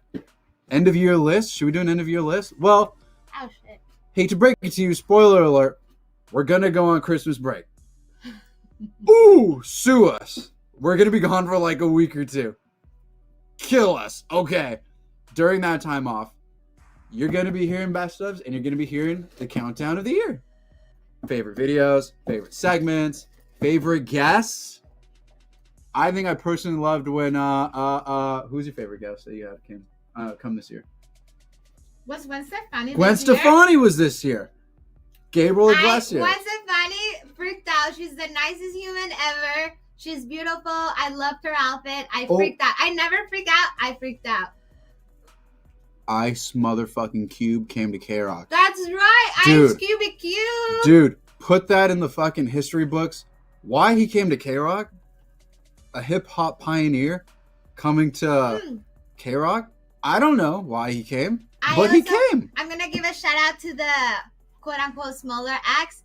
Leslie Newen, the comedian. She was hilarious. Who else?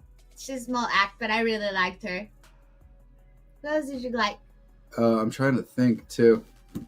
I mean, I don't know. It blows my mind. Guests and everything. Oh, Royal Otis. Royal Otis is my favorite guest. Royal Otis, they were amazing. Really sad about them not coming to Acoustic Christmas. I'm really sorry you guys didn't get to see them if you haven't seen them yet. They're lovely. They come from Australia with love. We've been playing their hit songs, Sofa King and Murder on the Dance Floor and Linger all year long. Like, that was one artist that never left rotation since like February or March when we started blasting them. So I was really hyped for them. I think they're on the come up next. They're going to be one of those KROQ bands that you're going to be hearing in rotation like over and over in the next like 10 years. Same way we play like MGMT and Arctic Monkeys like 10 years ago. The Neighborhood Sweater Weather. They're going to be one of those artists. Wait, you know who we also interviewed? Who? Weezer, Rivers. That was this year too, and he was pretty nice. Yeah, he was iconic. I personally didn't meet him. That's pretty awesome. Yeah, that's cool. That's you cool. Didn't meet him? I didn't meet him or shake his hand or anything. Oh, you know what? Yes, I did shake his hand and say hi to him. Yeah, he was cool. He was really cool. I like all the guests that come, and we're very thankful for all the guests Who that come. knows this song? Rivers and roads, rivers and roads.